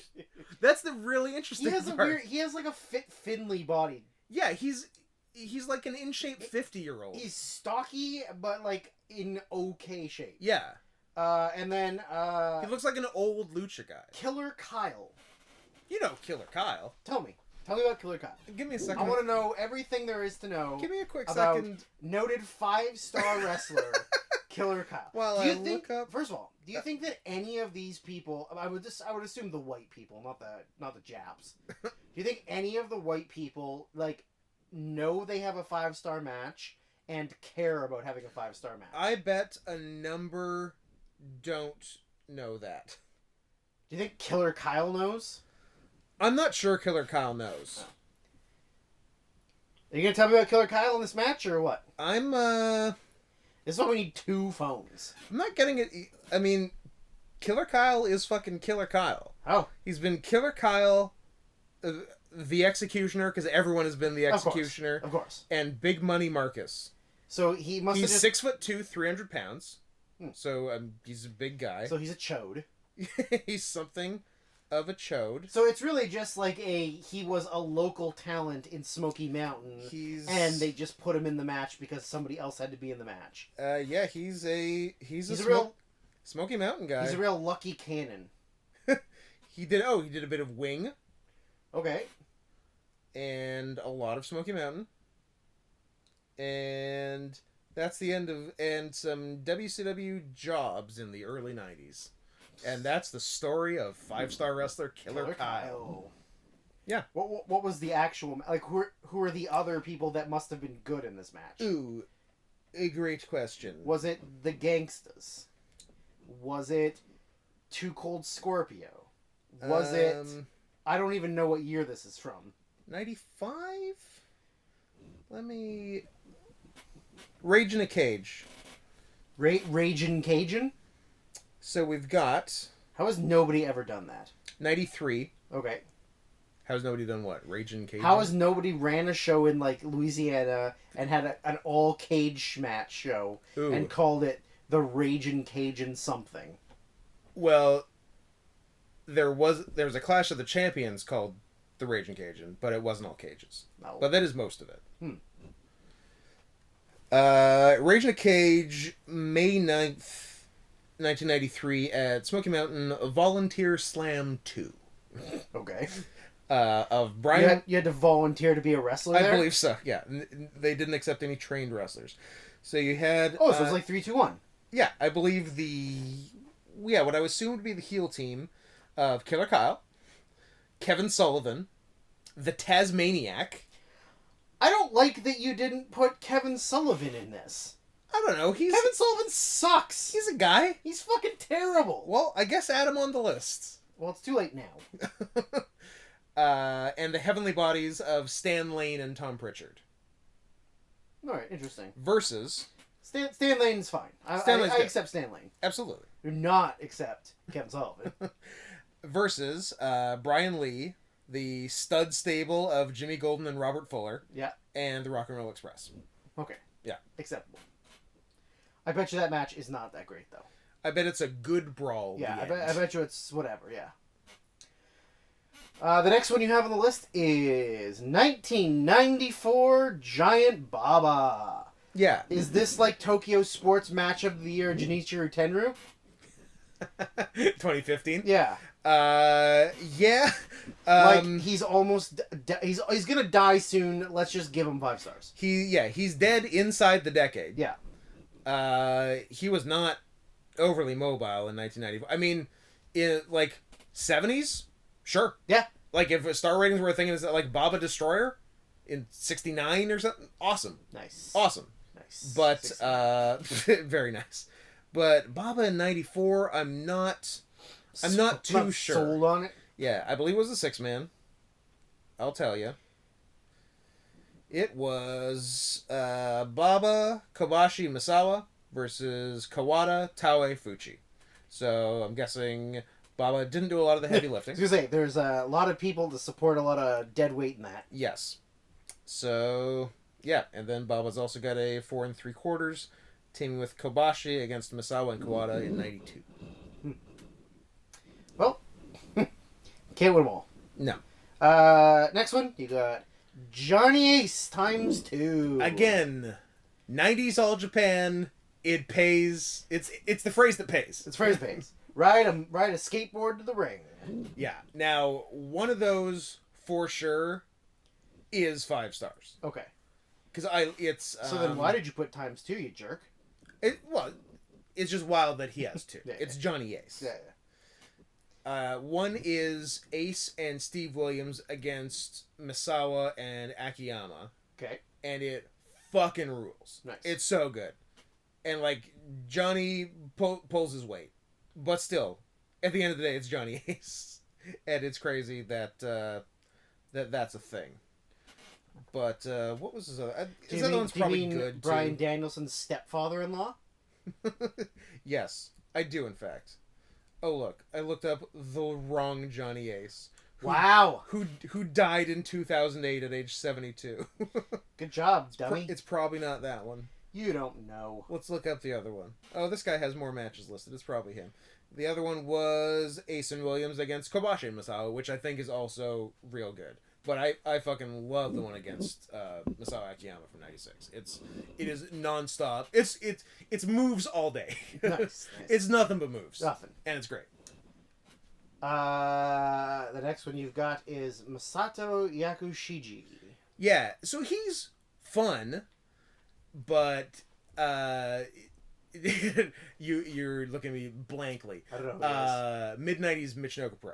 Oh, okay. And he was in one of the big Kaintai versus Michinoku faces. Okay. 10-mans. Okay. Which is awesome. Deserves to be 5 stars. Yeah. But, it's Masato Yakushiji, who didn't do a lot before or since. Mm. He was just there. He did do cool stuff, though. He did, he would do, like, tope into DDT. Okay. Into, like, swinging DDT, which is pretty cool in 1996. And lots of arm draggy stuff. And, yeah, fun, like, Lucharesu guy, but, yeah, it's Yakushiji. Yeah. Although he did dress like, when they did the Osaka Pro split with Devlin and he went to Osaka Pro, he started dressing like Bruce Lee in Enter the Dragon. Yeah. The yellow suit. Oh, Game of Death? Maybe Game of Death. Anyway, that one. Okay. And it was pretty cool. And before that, when he got this 5-star match, he dressed like the Green Power Ranger. Ah! Now You know I know what I'm who he talking is. Yeah. Yeah. Sometimes Green Power Ranger, sometimes Red Power Ranger. Yeah. But definitely Power Ranger. If he's going to be green, then he should have been white. Yeah. Anyways. Next one. Takashi Izuka.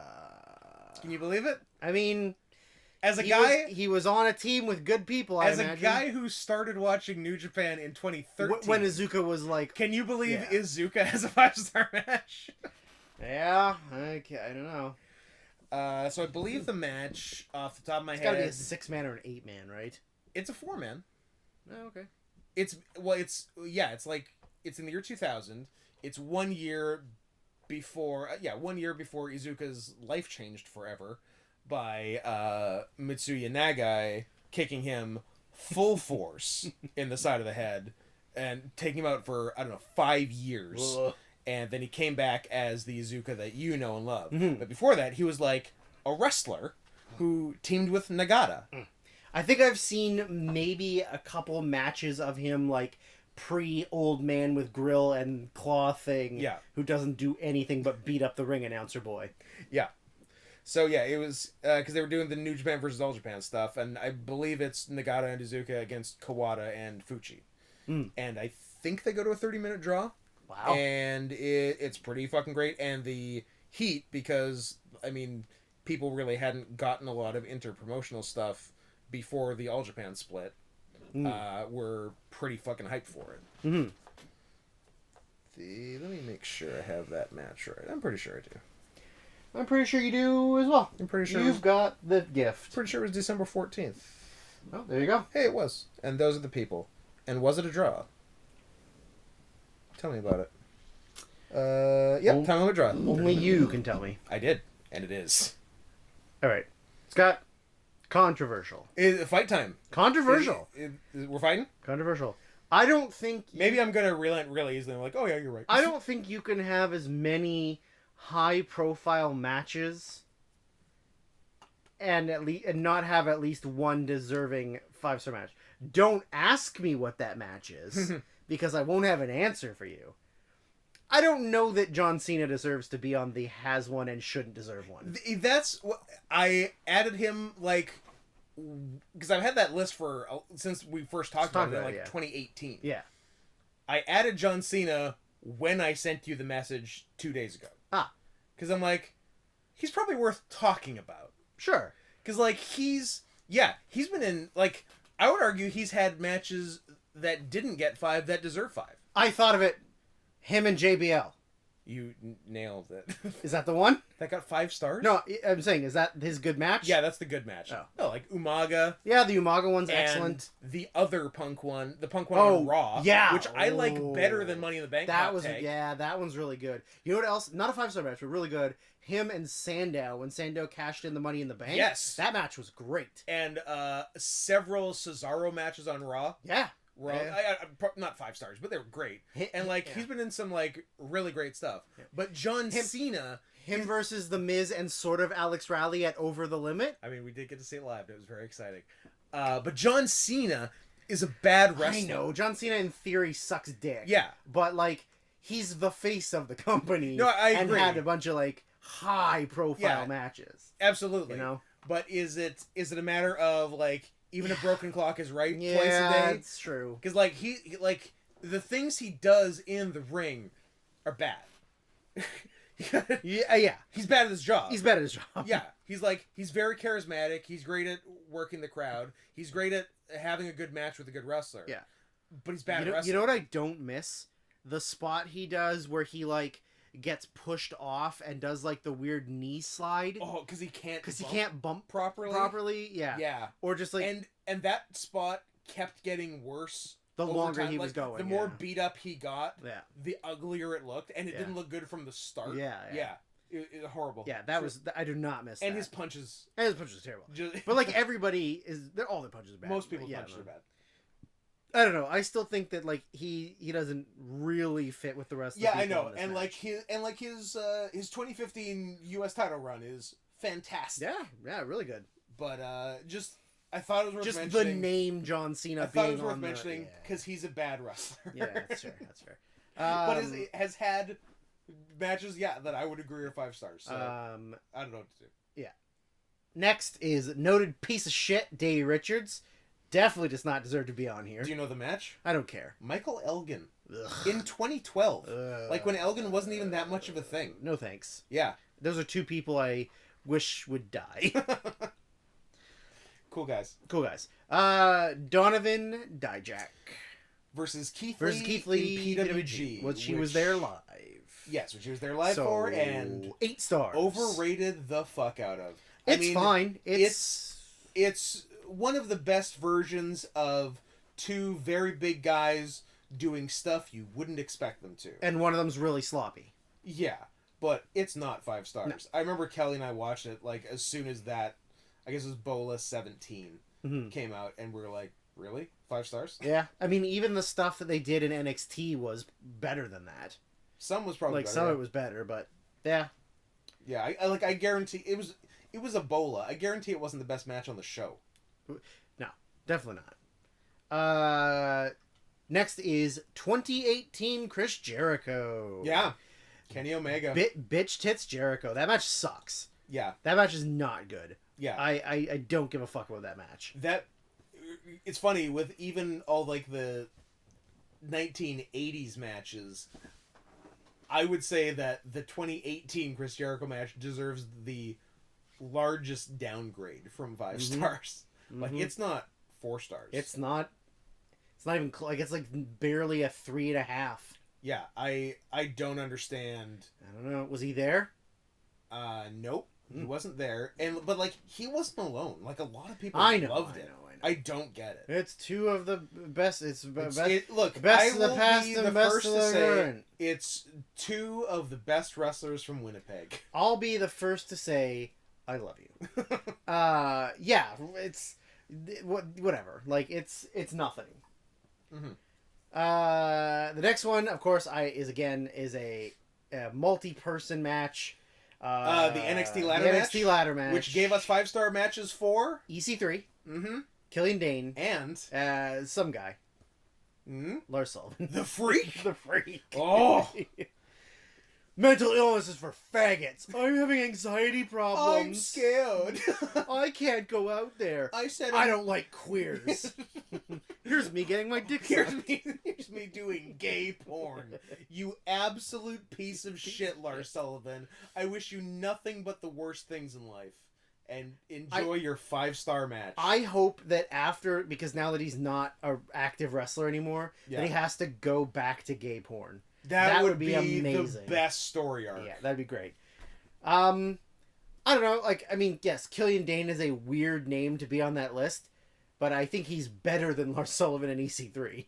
I agree that Big Damo, arguably Big Como, as he has been come to. We'd have to ask Nikki Cross. Yeah, he's better than the other two, but even Big Damo, you wouldn't necessarily associate with having a 5-star match. No, not at all. And is your favorite? There's a real good pairing for you coming up soon on the list. I don't know if they're next. They're the bottom. Yeah, they're the last one. Are there more? There's 2 more. Okay. The next one is Mr. 3 stars himself, Cody Rhodes. Yeah, Cody is the most, like, he's definitely gotten, like, better as an in-ring performer in recent years. Yeah. But he's still just the most mediocre wrestler. He is wildly average. Like, he doesn't overly have bad, like, terrible matches. No, he's very solid. But he has nothing that's, like, outstanding. Yeah. Like, even his best match is a 3.5-star match. I don't know. This one's better than 3.5. Oh, I mean, the tags are good. Like, the couple tags with his brother. And the match against his brother. Well, that's that's this one. Yeah. But, like, he's Mr. 3 stars at best. Yeah, so, Cody Rhodes. Next one is Mr. Jay White, who has 2 5-star plus matches. Yes, he's got 2, and one's 5.5, one's 5.25. Both are versus Kota Ibushi. Neither should be rated. Neither should be a 5. I think I gave them each 1 full star less. Mm-hmm. I think I gave them 4.5 and 4.25. And even that was kind of generous. Even that's generous. Because he does a lot of bullshit. A lot of bullshit. And just, like, none of his offense is worth a damn. Yeah. Like, all of his heat and, like, his, like, early in the match spots, like, before they get to the high spots and stuff, are, like, completely irrelevant. And, like, have nothing to do with anything. Yeah. And the last 2 on the list. 2 of Drew's faves. I mean, I think I hate Jordan Devlin less. Yep. Because I've seen more Jordan Devlin matches and gone, that was alright. But Jordan Devlin versus David Starr. Yep. I do not give 2 shits about David Starr. Yeah. And we watched luckily, it. neither does the rest of the wrestling community now. Well, you know, be a wrestler, and bad things are going to happen to you. Sure. Do what all wrestlers do, and get caught. Be outspokenly woke. Put BLM on your trunks, but also kind of rape some girls. But also beat up your girlfriend, like, really badly. Real bad. We watched this match, and it's honestly, a product of the environment. Yes. It is OTT crowds a hot crowd Yeah. for a babyface Irish guy. Well, I feel like we couldn't figure out for a while who was the heel and who was the face. Yeah, I think default babyface because he's Irish. Yeah. Like, I don't think it was actively said, like, this is the babyface, that's the bad guy. Yeah. It was like, well, we'll cheer for both, and then sort of boo for both. Yeah. But we watch it. Like, yeah, it's definitely a product of the environment. The crowd is super hot and really into it. Yeah. And that makes it seem like it's better than it is. Yeah, like that match in COVID times... Yeah. Forget about it. Well, yeah, no crowd. It's boring. Nothing. No one cares. But unfortunately, it was pre-COVID, so everyone got to be super excited about it. And yeah, so I think that wraps up the guys who... Can you believe they've had one? I do remember one I recently took off that list, which I had on there for you, but I think you have come around on, was... Adam Cole either ×2 or ×3, but I think you're okay with Adam Cole. Yeah. 5-star match. Yeah, I've come around on Cole because you were definitely anti-Cole for a while. Yeah, I mean, he was just piggybacking the Bucks, and I was like, whatever. He's the worst part of a 3-man team. Yeah, but yeah, he's much better. Yeah, I guess he's had at least 3. We saw one. And I think 2 against Gargano. 2 against Gargano, yeah. One was 5 1/4. One was 5. Yeah, I think. Yeah. So yeah, that's the people that don't deserve shit. But the next part of this is massive. So let's try and go really fast. Sure. I'm gonna start at the bottom though, because you put a lot of the bigger name guys. Because they're the ones I thought of. You first. started first, so I'm gonna go from the bottom. Started at the bottom. Up. Now we're here. There's a couple of just like ones that don't actually fit, but worth mentioning at the very bottom. The very bottom. So we got. You said. Well, right, yeah. Anyways, Benoit has only had one. Benoit's only had one against one of make a case for best wrestler of all time. Yeah. And 0 in the United States. 0 in the United States, especially like the fact that I would say Benoit, Michaels, Hunter, WrestleMania 20 is a 5-star match. That is 5 stars. Benoit Angle Rumble 03 is 5 Rumble stars. 03, 5 stars. No, no question. Then Mysterio 0 in the U.S. 3 in Mexico, but so his last 5-star match 1996. was 1996. Yeah, 93.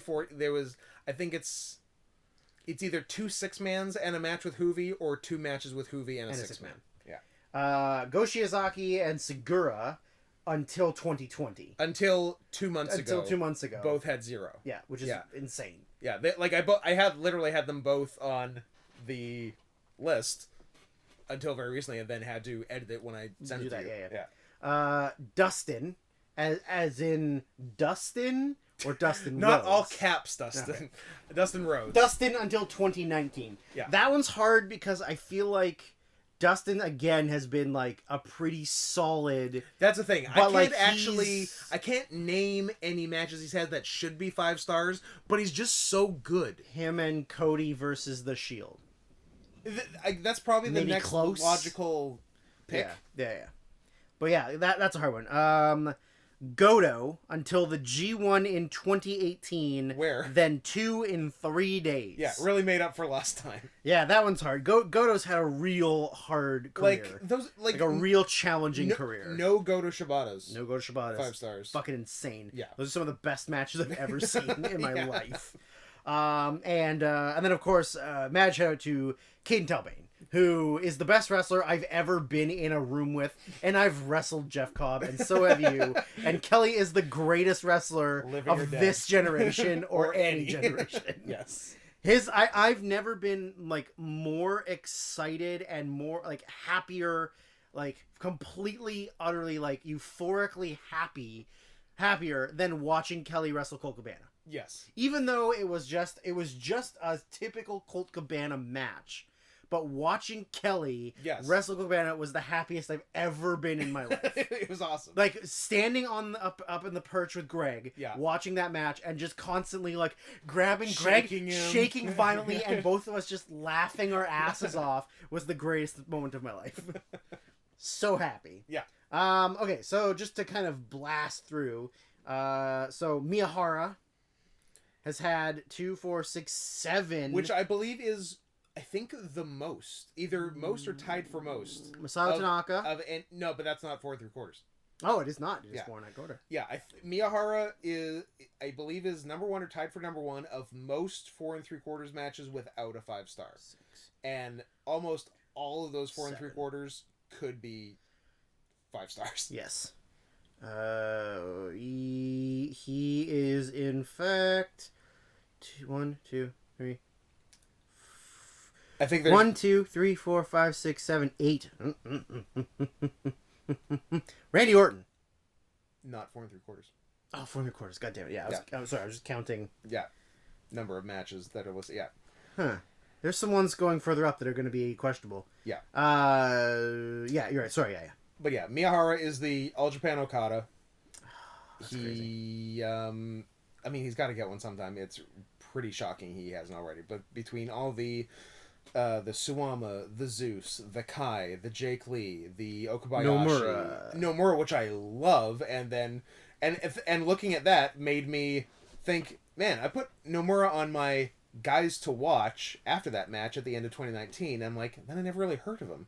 I'm like, oh, he got a horrific neck injury in February 2020 and hasn't wrestled since, and might not ever wrestle again. Who knows? That fucking sucks. Because man, I bet I have it on the stick here. We might have to watch Miyahara Nomura again. Okay. Because the thing that got me psyched about that match was, and I will talk about less matches in this amount of detail for hopes of stopping the podcast one day. I don't believe you. What got me so psyched about that was they really, because Miyahara has like the way he goes for his like capture German suplex, and like you kind of and you know when he's gonna hit it and not hit it, and then it's gonna be the finish. But like they subverted that so much in this match, and they kept like every time you thought they were gonna zig, they zagged with. Even with just going for that move, and it was so good. Yeah, that's a 5-star match. P.S. We'll watch it again, and then it'll be confirmed.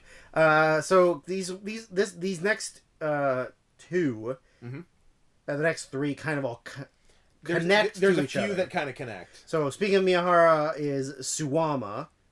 Yeah. So the match with Miyahara, is 4 3/4, and then Miyahara and Okabayashi is also 4 3/4. Yeah.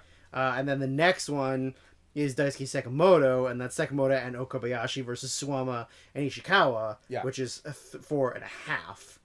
So he doesn't have any 4 3/4. Nope. Which is ridiculous. Criminal. Ridiculous. Then we got Meiko Satomura. And you Sekimoto as well? Yeah, Sekimoto's got 4 1/2. Sekimoto and Okabayashi versus Suwama and Ishikawa. And that's their only 4 1/2. So only 4 1/2. That's really a product of Meltzer just like not rating a lot of Big Japan and even a lot of lesser All Japan stuff. Yeah. Just to clarify, the rating that I'm saying is what their highest rated match is. Yes. Yeah. So then Meiko Satomura, Aja Kong, probably the best women's wrestler of the last 20 years. Yep, 4 1/4. 4 1/4. Quarter. Yeah. Takaiwa is 4 3/4. Awesome. Junior 2 killer. matches. Yeah. Both tags with Otani against Kanemoto and Minoru Tanaka. Yeah. Otani, 4 3/4. 1, 2, 3, 4, 5, 6. Yeah, he was the other guy I thought might be in connect. So I think it is Miyahara with the most, and Otani and the guy I have listed first with 6. Yeah. Hayabusa, 1 4 3/4 match. I don't know if that's fair because it's from All Japan. He should have had more matches. Well, he has, I believe, 0 FMW matches rated. God, remember when he got up and walked? Oh boy, that was crazy. There's a Hayabusa Masato Tanaka match from '98 in FMW that absolutely rocks. Speaking of Masato Tanaka, The Gladiator himself, Mike Awesome. Yes. 4 1/4, and all of them are Tanaka matches. Nice. Because he only was good chucking small dudes and wrestling Masato Tanaka. Also, some of those should be higher than 4 1/4. I agree. Like, several of the ECW matches are honestly pushing 5 stars. Well, and like the One Night Stand is Stand's amazing. Pretty fucking One good. Night Stand's awesome. And honestly, their 2 ECW and TNN matches rule. Yeah. The Christmas Eve and New Year's Eve 99 Yeah, TNNs that's right. That's great. Right. Then, of course, Masato Tanaka, who's got 4 1/4. 1, 2, 3, 4, 5, 6, 7, 8. So several with Mike Awesome, but then some other stuff. Hayabusa, him and Takaiwa versus Kazarian and Kai. Him versus Kojima. Him and Yujiro versus Makabe and Hanma. Hell yeah. And him versus Naito. Yeah. Minoru Tanaka, which were the Otani tag matches we talked about. Junior tags. Susumu, 4 1/2. One with Flamita and one in the red 10-man tag at the end of last year. Yeah. So until a month and a half ago, he had one good 4.5 star match. But again, that's Meltzer not rating Dragon Gate.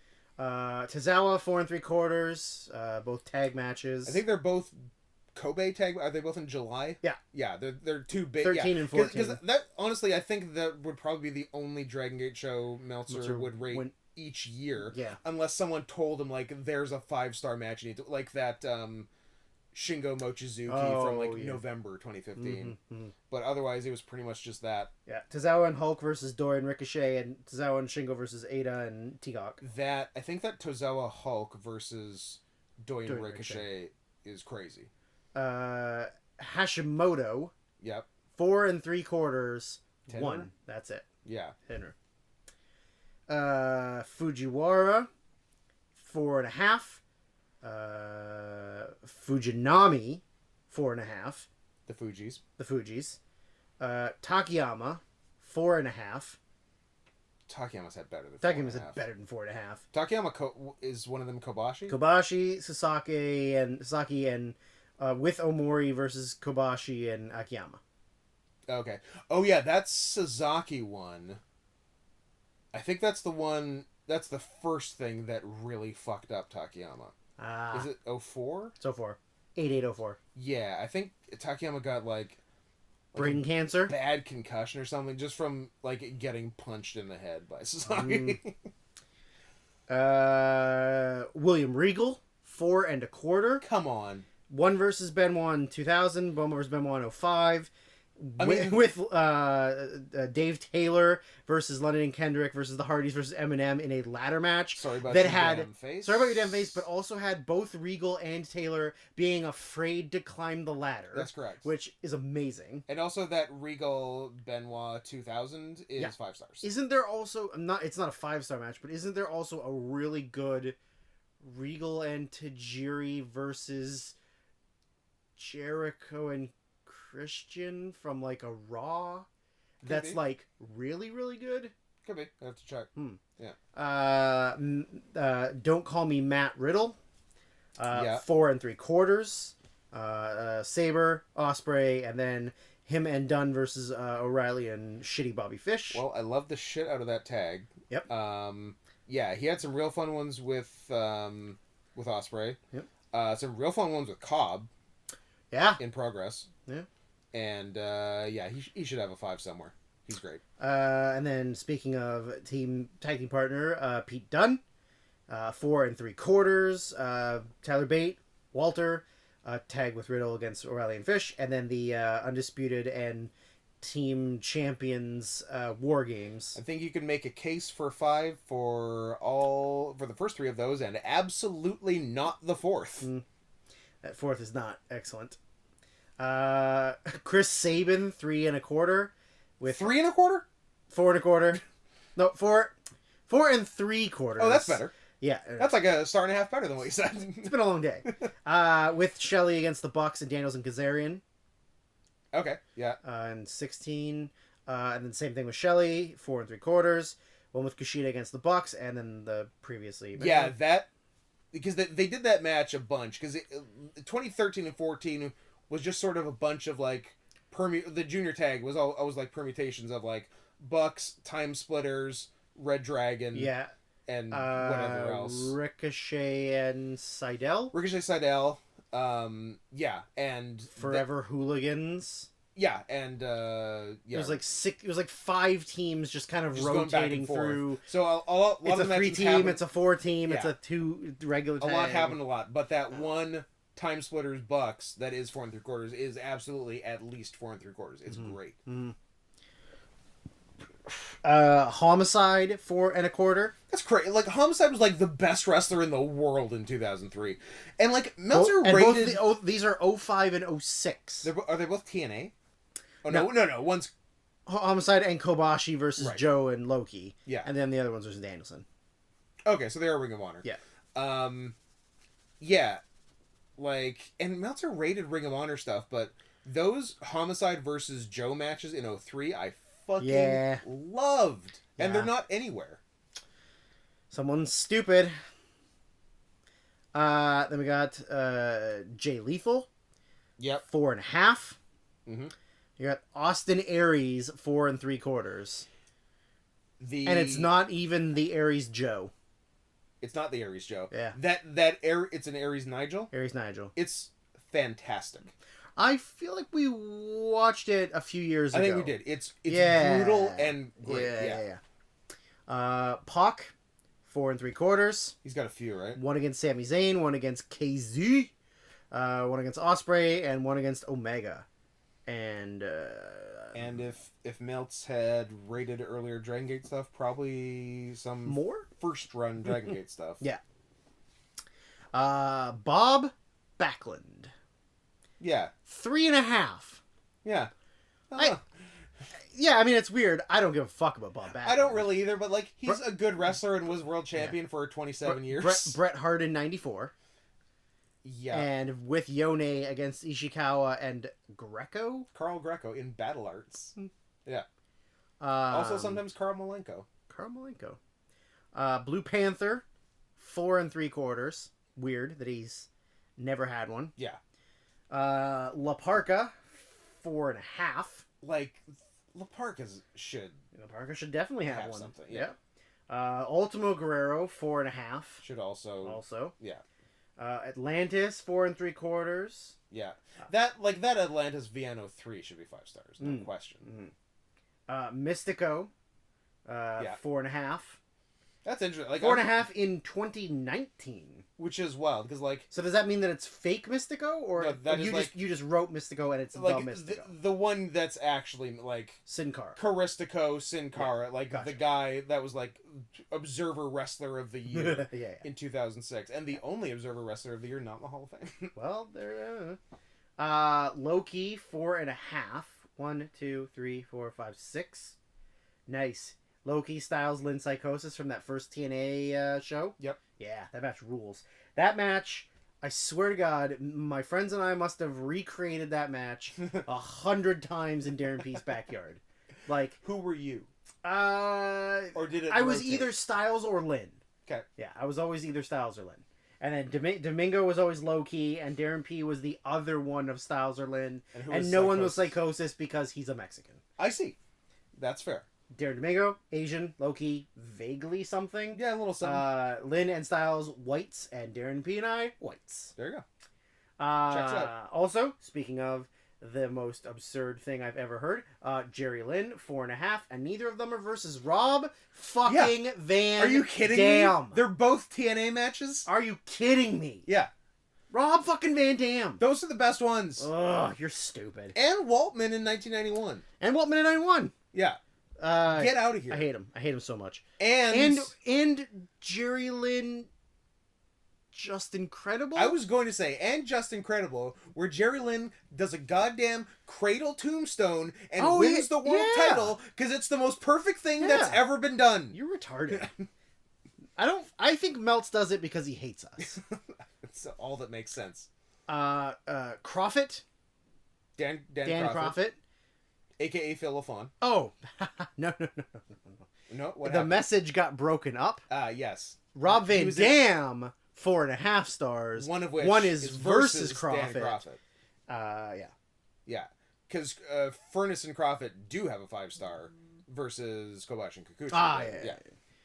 Yeah, that RVD not having a 5-star match. I mean, Money in the Banks are like, yeah, pretty solid. You should have probably given him a 5-star match. Probably. Lance Storm 3 and 3 3 quarters. and 3 quarters hasn't made 4. Can you even? Lance is fucking awesome. Yeah. And you're friends with him too. Or I guess sort of. Yeah, maybe. I mean, he's part of the team. Kerry Von Erich 3 and 3 quarters. Yeah. In a match, I assume in Memphis against Jerry Lawler in 1988. Yeah, that was that like Super Clash. Maybe it wasn't in Memphis. I think it was that like. Wasn't that AWA versus World Class Super Clash or whatever? Anyway, doesn't really matter. I think it was to unify 2 titles. Okay. This one makes me mad, but only because the third match... To unify 2 titles after both had been decimated by WWE. Oh, yeah. This one makes me mad only because the third match listed is not only a 5-star match, but probably a 6-star Probably match. a 10-star match. Nakajima versus Shiozaki. 4 and 3 quarters. Fucking, that is a 5-star match if I've ever seen 4 one. and 3 You quarters, are my friend. stupid. And is that his only 4 and 3 quarters? Him and Sasaki versus Kobashi and Shiozaki, which we watched. Man and Boy versus Man and Boy. And Brian Cage? Yeah. In 2017? Brian Cage. How's that? It's a spot fest. It's not 4 and 3 quarters. Interesting. Yeah. Really? Ken Sr.? Ken Sr. 4 and 3 quarters. Yep. Interesting. Yeah. I definitely thought he would have had a 5-star match. Like Kobashi. Yeah. Like he did, like Or, mid 2000s, he had lots of like. Or even that him and Nakajima versus Kobashi and Shiozaki, I would have assumed would have been 5-star. And that fucking is it because the 91 or 90 tag? You didn't put a number next to it. Is it Hase versus Muto and Chono? That's a 4 and 3 quarter. Yes. Okay, yeah, you didn't put a date next to it, so. What the fuck was I doing? I don't know. Kissing boys? I'm gonna say it Kissing was babies? November 1990. Baby boys. Then Hase, which is that match I just mentioned. Yeah. Chono, which is the match I just mentioned. Yeah. All 4 and 3 quarters. Yeah, so that's all those 3 of those guys. Everyone but Muto. Yeah. Yeah, Muto's the only good one. Muto's is a weird one too. He's got like Vader. Okay. From like one of those WCW Japan shows in like 91 or like even late 80s, maybe 89. Oh. And maybe one other one. Maybe versus maybe versus someone. Okay. I guess it wouldn't be out of the realm of possibility. Whatever. For me to look it up. Well, now I'm curious. Well, I'll just go on to the next one because it's not super important. Go for it. Tenzan, 4.5. Yep. I mean, there's some good, like Kawada twice, Akiyama. But yep, I guess fuck him, right? Not even a 4 and 3 quarter for him. 4.5, yep. Vader in the 91 G1 Climax. I was right. I nailed it. Very good. Kiss me. And a 1987 tag of him and Koshinaka against Akira Maeda and Nobuhiko Takada, who we watched a match of today, which is probably very different than this match. Probably. Kojima, 4 and 3 quarters. Tenru? A Tenru in 02 and a Kawada in 05. Tenru 1 is great. Yeah? Yeah. Let's watch it. Yeah, I feel like I've only seen a few Tenru matches. And they probably haven't been Prime. And one is Prime. We watched Tenru Hash. Yeah. One of them was versus Okada. Is Tokyo Sports Match of the Year. Yes. So, Randy Orton, 4.5. He's got a chunk of them. 1, 2, 3, 4. No, sorry. 1, 2, 3, 4, 5, 6, 7, 8. In how many of those 8 matches is he the better worker? 1. And we're done. Well, I don't know what the Survivor Series match was in 2016 or Elimination Chamber in 2019 or Money in the Bank 2019. I don't remember who's in any of them. I don't imagine he was the best worker in it. The only one is he's better than Foley in 04. I guess he's better than Foley in 04. In 04. He's not better than Foley, period. But in 04, he's definitely better. And then him, Shawn, Cena, Edge. Well, he's third best. Yeah. And then him, Bryan, or Danielson, and Batista, he's second. He's second. Yeah. And then Triple H, Batista, and him versus The Shield, he's like 4th? Yeah. 5th? 4th? DDP, 4 stars. 4 even. Not even the Goldberg one. Not even the Goldberg. The Goldberg one's the best one. Yeah. Although that Sting match is The Sting match is really good too. Yeah. But like the Goldberg one's the best one. Yeah. I have fond memories of watching the Sting match in my hotel room in the West Edmonton Mall. Weird. Yes. We went there for the weekend. Oh. What was he performing? What? What? I don't even get your joke. The weekend. Oh, man, that sailed over me. Wow. First of all, I said weekend, not weekends. Oh, weekend. He's weakened. The weekends. He's weakened. There's no third E. Ultimo Dragon. Ultimo fucking Dragon. 4 3/4, and it's only one against Otani. 4 3/4 match. Get the fuck out of here. Wow, Chris Hero 4.5. Just too much. That's really low. Too much indie stuff that Meltzer didn't rate. I mean, I guess. But like, even so, I feel like he had PWG matches, or just like there's good Kings of Wrestling matches. There's awesome Kings of Wrestling matches, like even in Ring of Honor and stuff, which Meltzer should have rated. So I don't know what's going on there. I don't know. Same thing with Cesaro, 4.5.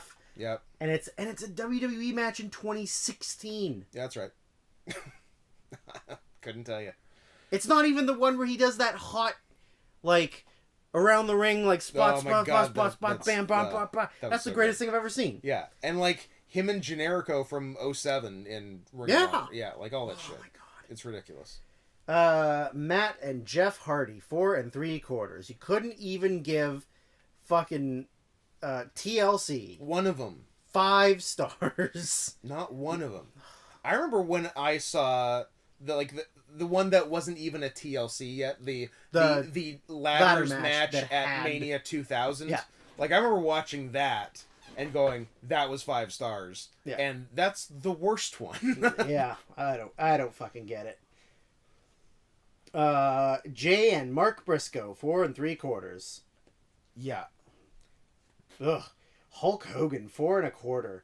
I don't think Hogan deserves anything more than a 4. That's the thing. Like, Hogan and Cena, like, whichever side they were on, I would have mentioned them. Right. Like, Hogan, like, what's his highest? Or, can you believe Hogan has a 5-star? Or Cena, like, oh, Cena only has a 4-star match, or he's got a 5-star. Right.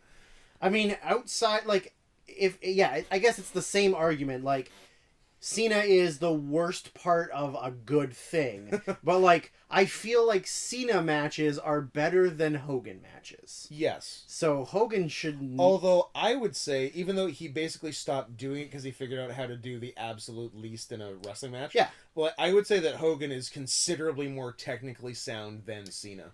Yes, absolutely. Yeah. Stuff that Hogan did in Japan... Because if you watch 80s Hogan... Yeah. He could work. Way more inclined and it looked like wrestling, whereas everything Cena does is like weird and clumsy. Hogan's a professional wrestler. Yeah. John Cena's a sports entertainer. Exactly. There's a big difference. And Cena is a great worker. Yeah. He's just a bad wrestler. Bad wrestler. Yeah. Yeah.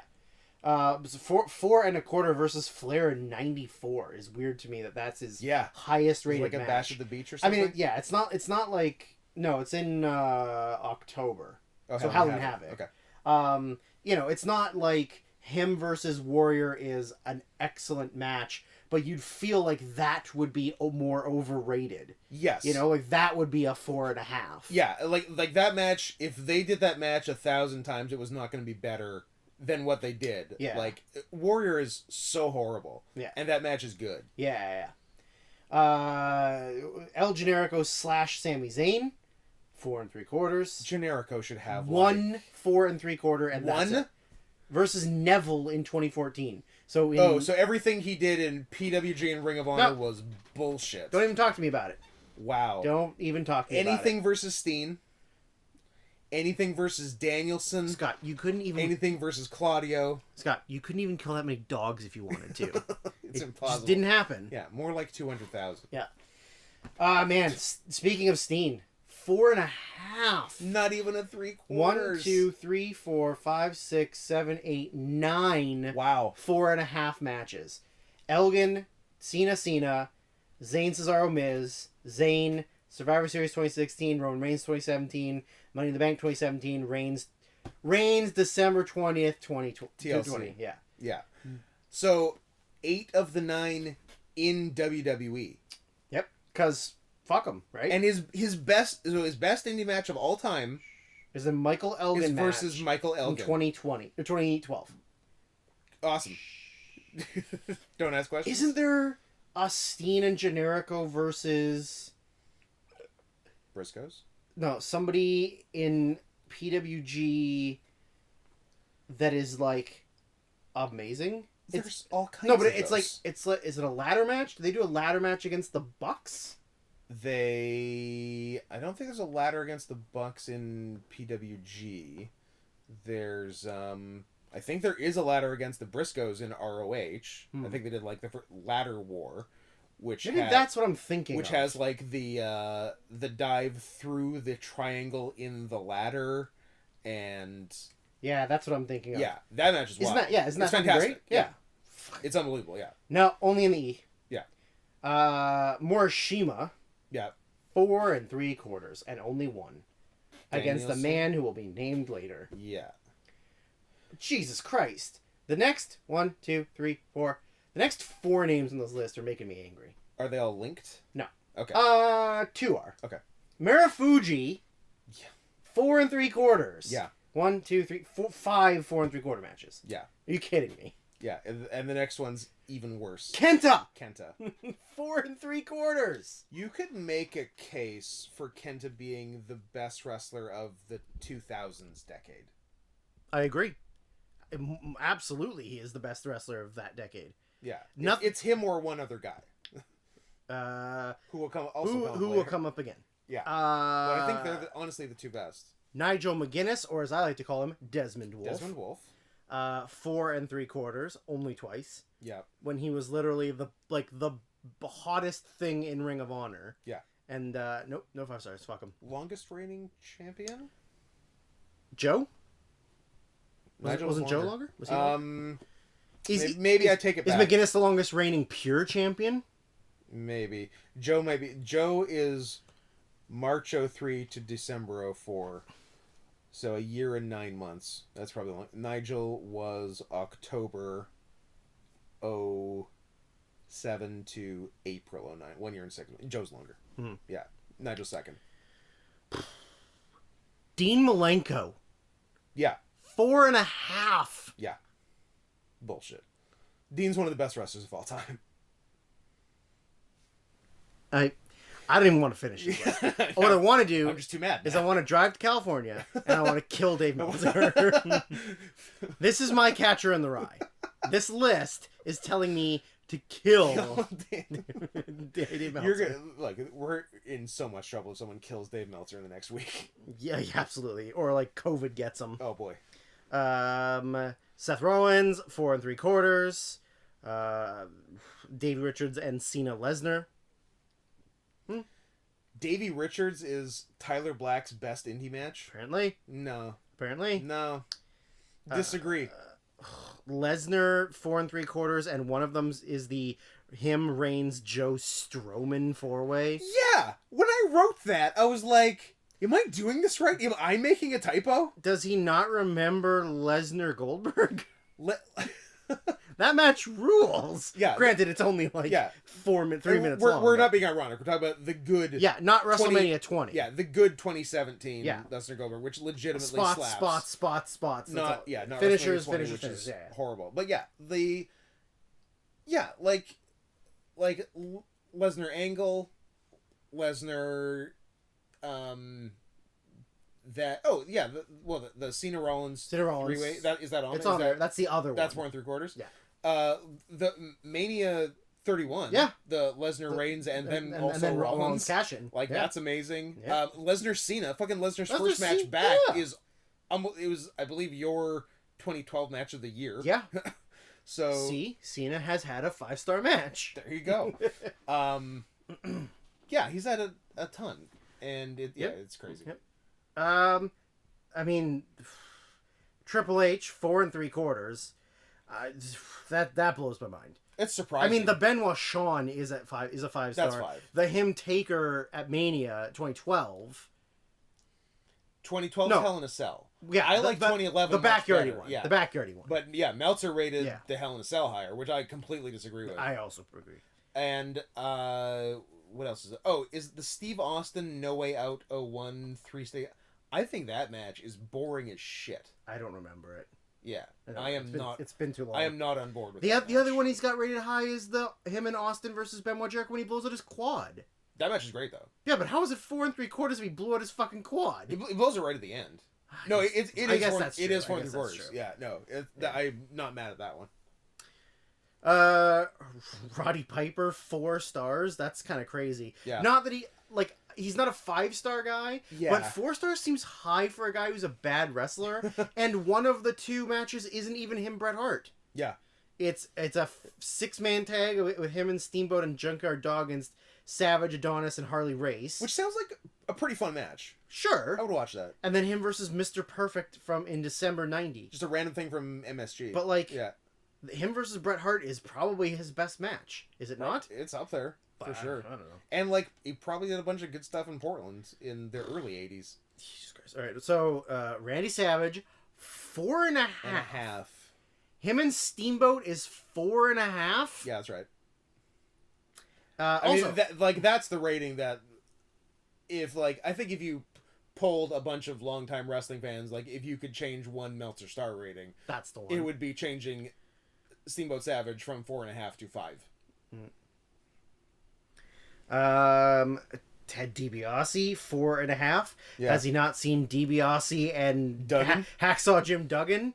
That best. match is the best thing ever, and Dan and I tried to recreate it. Steel cage, coal miner's glove, tuxedo, blood everywhere. Winner kisses the loser match. Blood everywhere. Everywhere.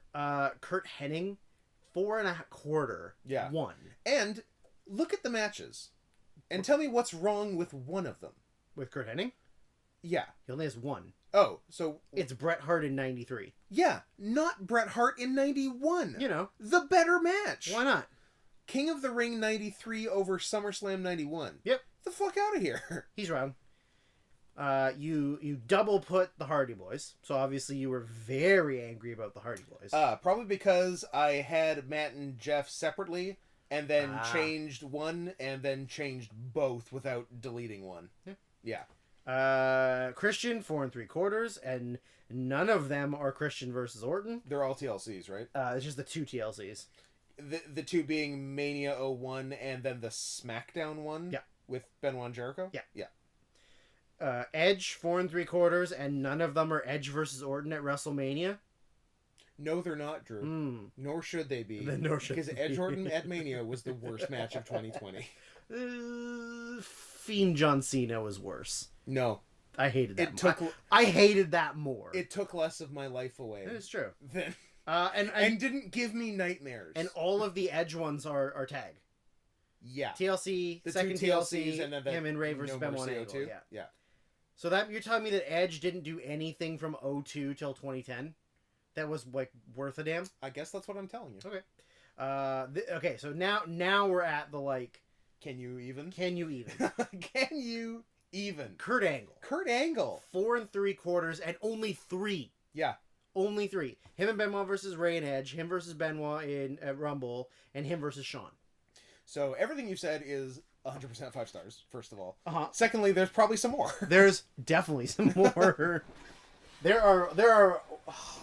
Kurt Angle I'm going to bring up our friend Kurt. Kurt Angle is one of the greatest wrestlers that's ever wrestled. One of, maybe the most natural wrestler of all time. He just, started wrestling and was amazing at it. Yeah, there are guys that could be doing training for 10 years, and they would not be as good as Angle was after, 4 months of training. Yeah, say, I don't know, everyone at the Performance Center. Who has been there for 10 years. Yeah. Say everybody who was in NXT for 4 or 5 years and then got released without ever making a TV appearance. Yeah. That is completely absurd to me. So, infuriating. Looking at some cage match stuff. So those three 4 3/4 are his top 3 on cage match. Okay. Next up's Brock at Mania. Okay. Which I saw live and absolutely loved. And again, probably overrated live, because as soon as it was over, I said that was 5 stars. Of course. Him and Taker, No Way Out 06, which we just recently watched. Yeah, absolutely. Which is awesome. Yep. Why the fuck aren't we talking about Kurt Angle versus Shane McMahon, the best match of all time? Oh my God. Are you kidding me? Yeah, that would mean that Shane McMahon has also had a 5-star match. Meltzer gave it 4. Oh my God. And the 3-way. The 3-way. Angle Rock Taker. Yeah. 4.5. Get out of here. Leave my house. I'm done with this. I'm done with this podcast. I'm done with this friendship. I'm done with this romantic connection. We are donezo. Yeah. Donezo. So yeah, I don't know what to say. Kurt Angle. Mick Foley. Yeah. 4 3/4, and the last one was against Shawn Michaels in 1996. That match is phenomenal. Yes, but that's the last one. That's correct. 4.5 against Orton in 04. That's something. I guess. That Orton match. How about we talk about Mick Foley versus Edge? Oh my God, that match. One of the best North American death matches of all time, and it happened on a WrestleMania. How about, I'm not saying it's that these are 5-star, but they're as good as the Shawn and Vader. They're worth talking about. Him versus Rock. In I don't know, name 5 of the him versus Rock match. Him versus Triple H. Triple H Rumble 2000. That's 5 stars. It's insane. Halftime heat. Yep. It just 2 matches and it stops at 96. Yeah. So there's the Vader matches from WCW in 93. There's the 2 with Triple H at Rumble and No Way Out. The street fight and the Hell in a Cell. Him and Rock versus Evolution. Him versus what do we got? We got him versus Undertaker for what it is Hell in a Cell. Yeah. I mean, it's kind of 4 big moves, but there's something. Pure entertainment value, 5 stars. Yeah. Yeah. Dude loves Steve Austin. Fantastic. Yeah. That fucking the sunset flip off the car where he just splats on concrete. Remember him and Max Payne versus the Nasty Boys? When he takes that fall, he literally is just just throw me, and he just takes that sick bump off the ramp. Yeah, is that also have a shovel shot? Shovel shot, yeah, and also breaking Brian Knobbs' arm. That's correct. That match, 5 stars. I'm saying it right now. 5 stars. I mean, yeah, that match is unreal. There's those, there's 2 back-to-back WCW, because there's Cactus and Max Payne against the Nasties, and Cactus and Kevin Sullivan against the Nasties, and both are great. Just insane brawls. To go along with Foley is the Rock. The Rock. 4.5. No 4 3/4 for Rocky. And one of them is the WWF versus Alliance Survivor Series match, which we at don't 4.5, which we haven't seen in a long time, but we don't think is that good. All right, we're gonna watch it after this. I got the DVD. I guess we are. Then I get a panic attack about not finding my Royal Rumble box set again. Yes, yeah. That's always fun. So Rock, you've got your Foley matches. Yeah. You've got your Austin at Mania matches, 3 of them. One of them is on this list. The 01. Yeah, that's the best one. Yeah. Although I really like the 03 one. I really didn't hear that I was live, but of course it's super fun. Yeah, it's really good. It's better than the 99 one. Yeah, 99's actually not that great. No, 99's not that great, and also it's just too overbooked and bullshitty. Yeah. Yeah. And then the aforementioned 3-way with Angle and Taker. Yeah. At Vengeance or something, 2002. It's July 02, whatever that pay-per-view was. Was it? I'm gonna say Vengeance. Yeah, it might have been Vengeance. It might have been. Was. Yeah. Because Vengeance moved around. Sometimes it was July, sometimes it was December. Yeah, who knows? It goes wherever it wants. Yeah. What else you got? He had some good Jericho matches. There was Jericho, There's a No Mercy 01. Is him Shamrock good? I haven't seen it in a long time. Yeah, it's certainly not 5 stars, but it's good. There's the Triple H Iron Man. It's been too long since I've seen it. Yeah. But, I mean, there's got to be something in there. I mean, and again, if you go entertainment value, Hogan. Yeah. Yeah. Oh my god. And him in Foley vs. Evolution. And the fucking February 7th, 02 Raw 10 Oh my man. God. The 10 man. The 10 man is the highest rated match of anything. So that match goes for the following people who also we've already mentioned. Foley, Rock, Triple H, Dean Malenko, Chris Benoit. All those guys. Should have one more 5-star match. Or one for Brian Christopher, Scott Taylor, Perry Saturn, Rikishi. Rikishi. Do yourself a favor and honestly just find that match. February 7th, 2000. It is main event of Raw. The most heat you will, like, the greatest crowd you will ever see at like a WWF show. The heat is unbelievable. The match is nothing but hot tags, and it completely works. So good. And like Scotty 2 Hottie gets a pop. Brian Christopher gets a pop. Everybody is crushing. It fucking rules. Everybody so is crushing. Goddamn good. Yeah. And the number one answer to this question, to this podcast, that actually has started this conversation for years. It's always this. Like, before the 2018, when we first made the list, like, before anything, like, the number one conversation was, Bryan Danielson doesn't have a 5-star match, but blank does. Yes. Was the start of this whole thing. But Lars Sullivan does. Bryan Danielson... But Robert Fuller does. Bryan Danielson, who is the greatest wrestler of the last 20 years. Or all time. Oh, yeah, but like the last 20 years is definitively the best wrestler that's lived. Yes. And he doesn't have a 5-star match. No.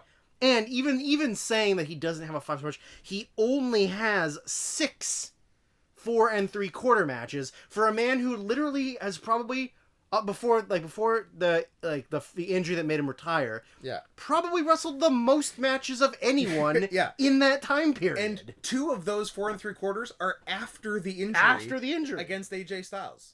Which I don't think 2 of his top 6 matches of all time are against AJ Styles. No. So, if you're extending that to the 12 or 14 that should be on this list, then I'll put them in there. But there are 10 other matches that are better than that. Yeah, so like how long do you have? So there's on that list I believe there's 1 Nigel and 1 Kenta. Yeah. So there should be at least 3 Nigels, at least 2 Kentas.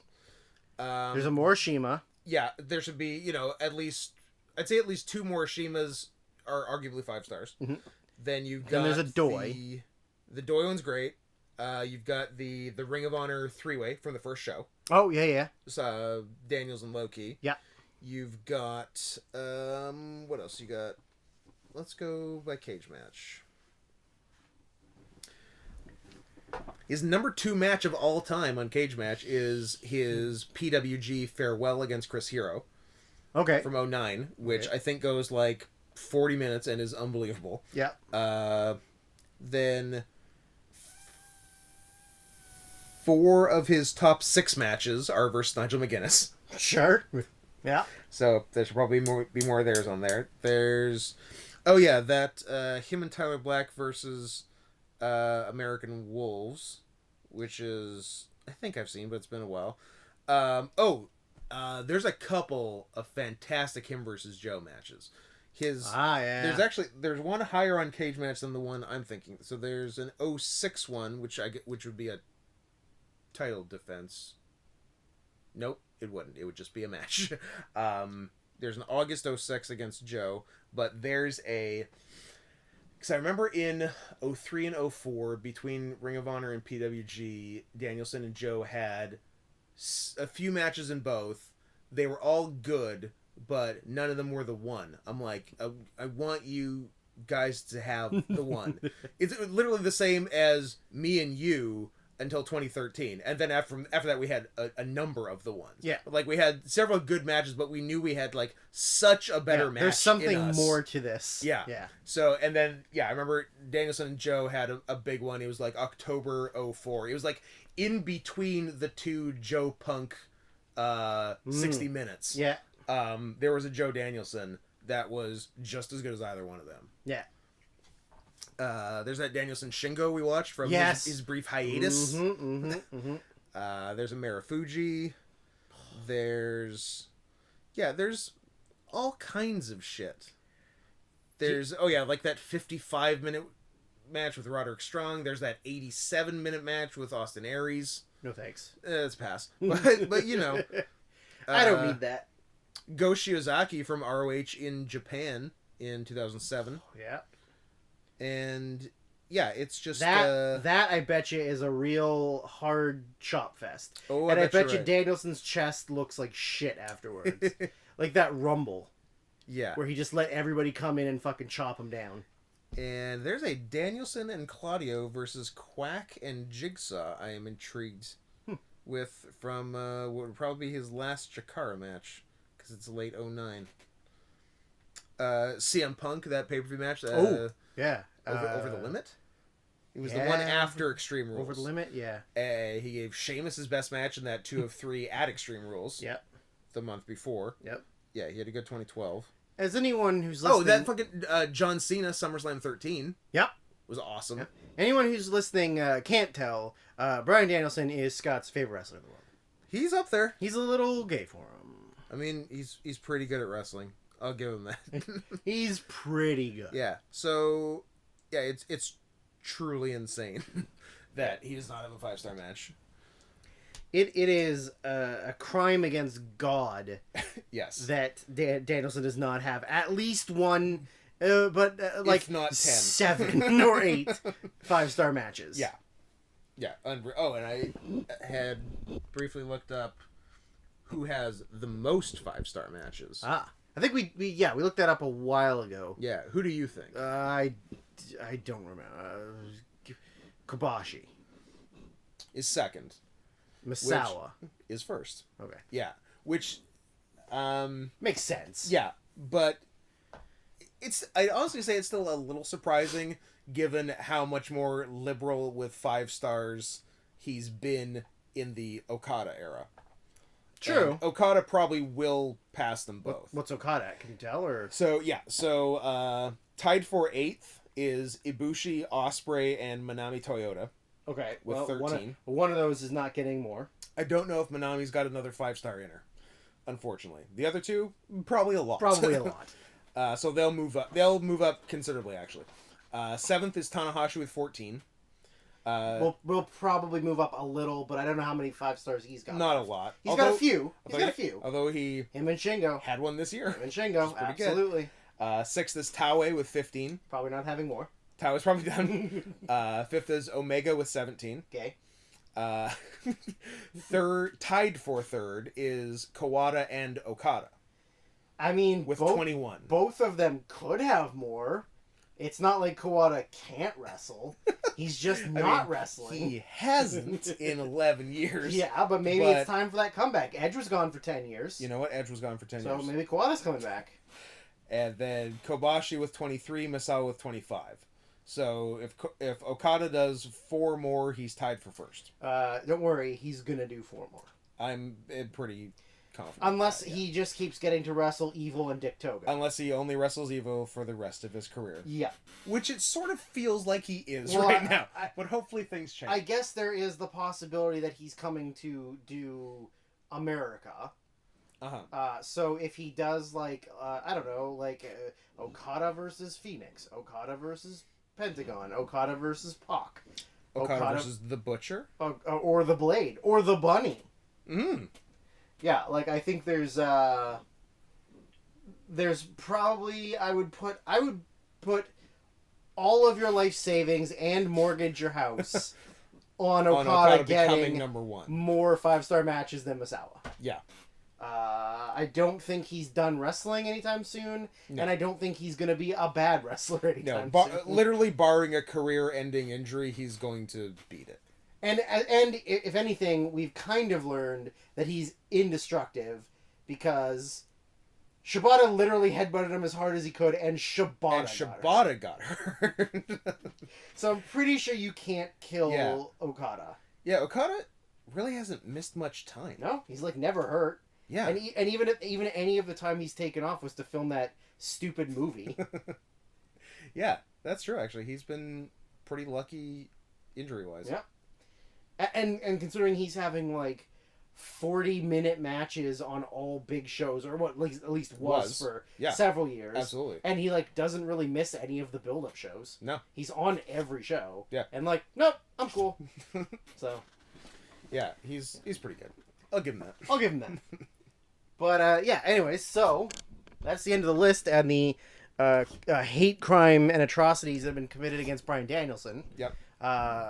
This little feed for you guys. Yep. Little bird seed there, planter. Put it in the old feeder. Hopefully you listen to at least 40 minutes. At least 40 or 50 minutes. Things we're gonna do in the future, near future. So yeah, and hopefully this was fun, because at the end of the day, we know that you're mostly just a bunch of gay men who like to hear us talk, no matter what the subject is. What we're saying.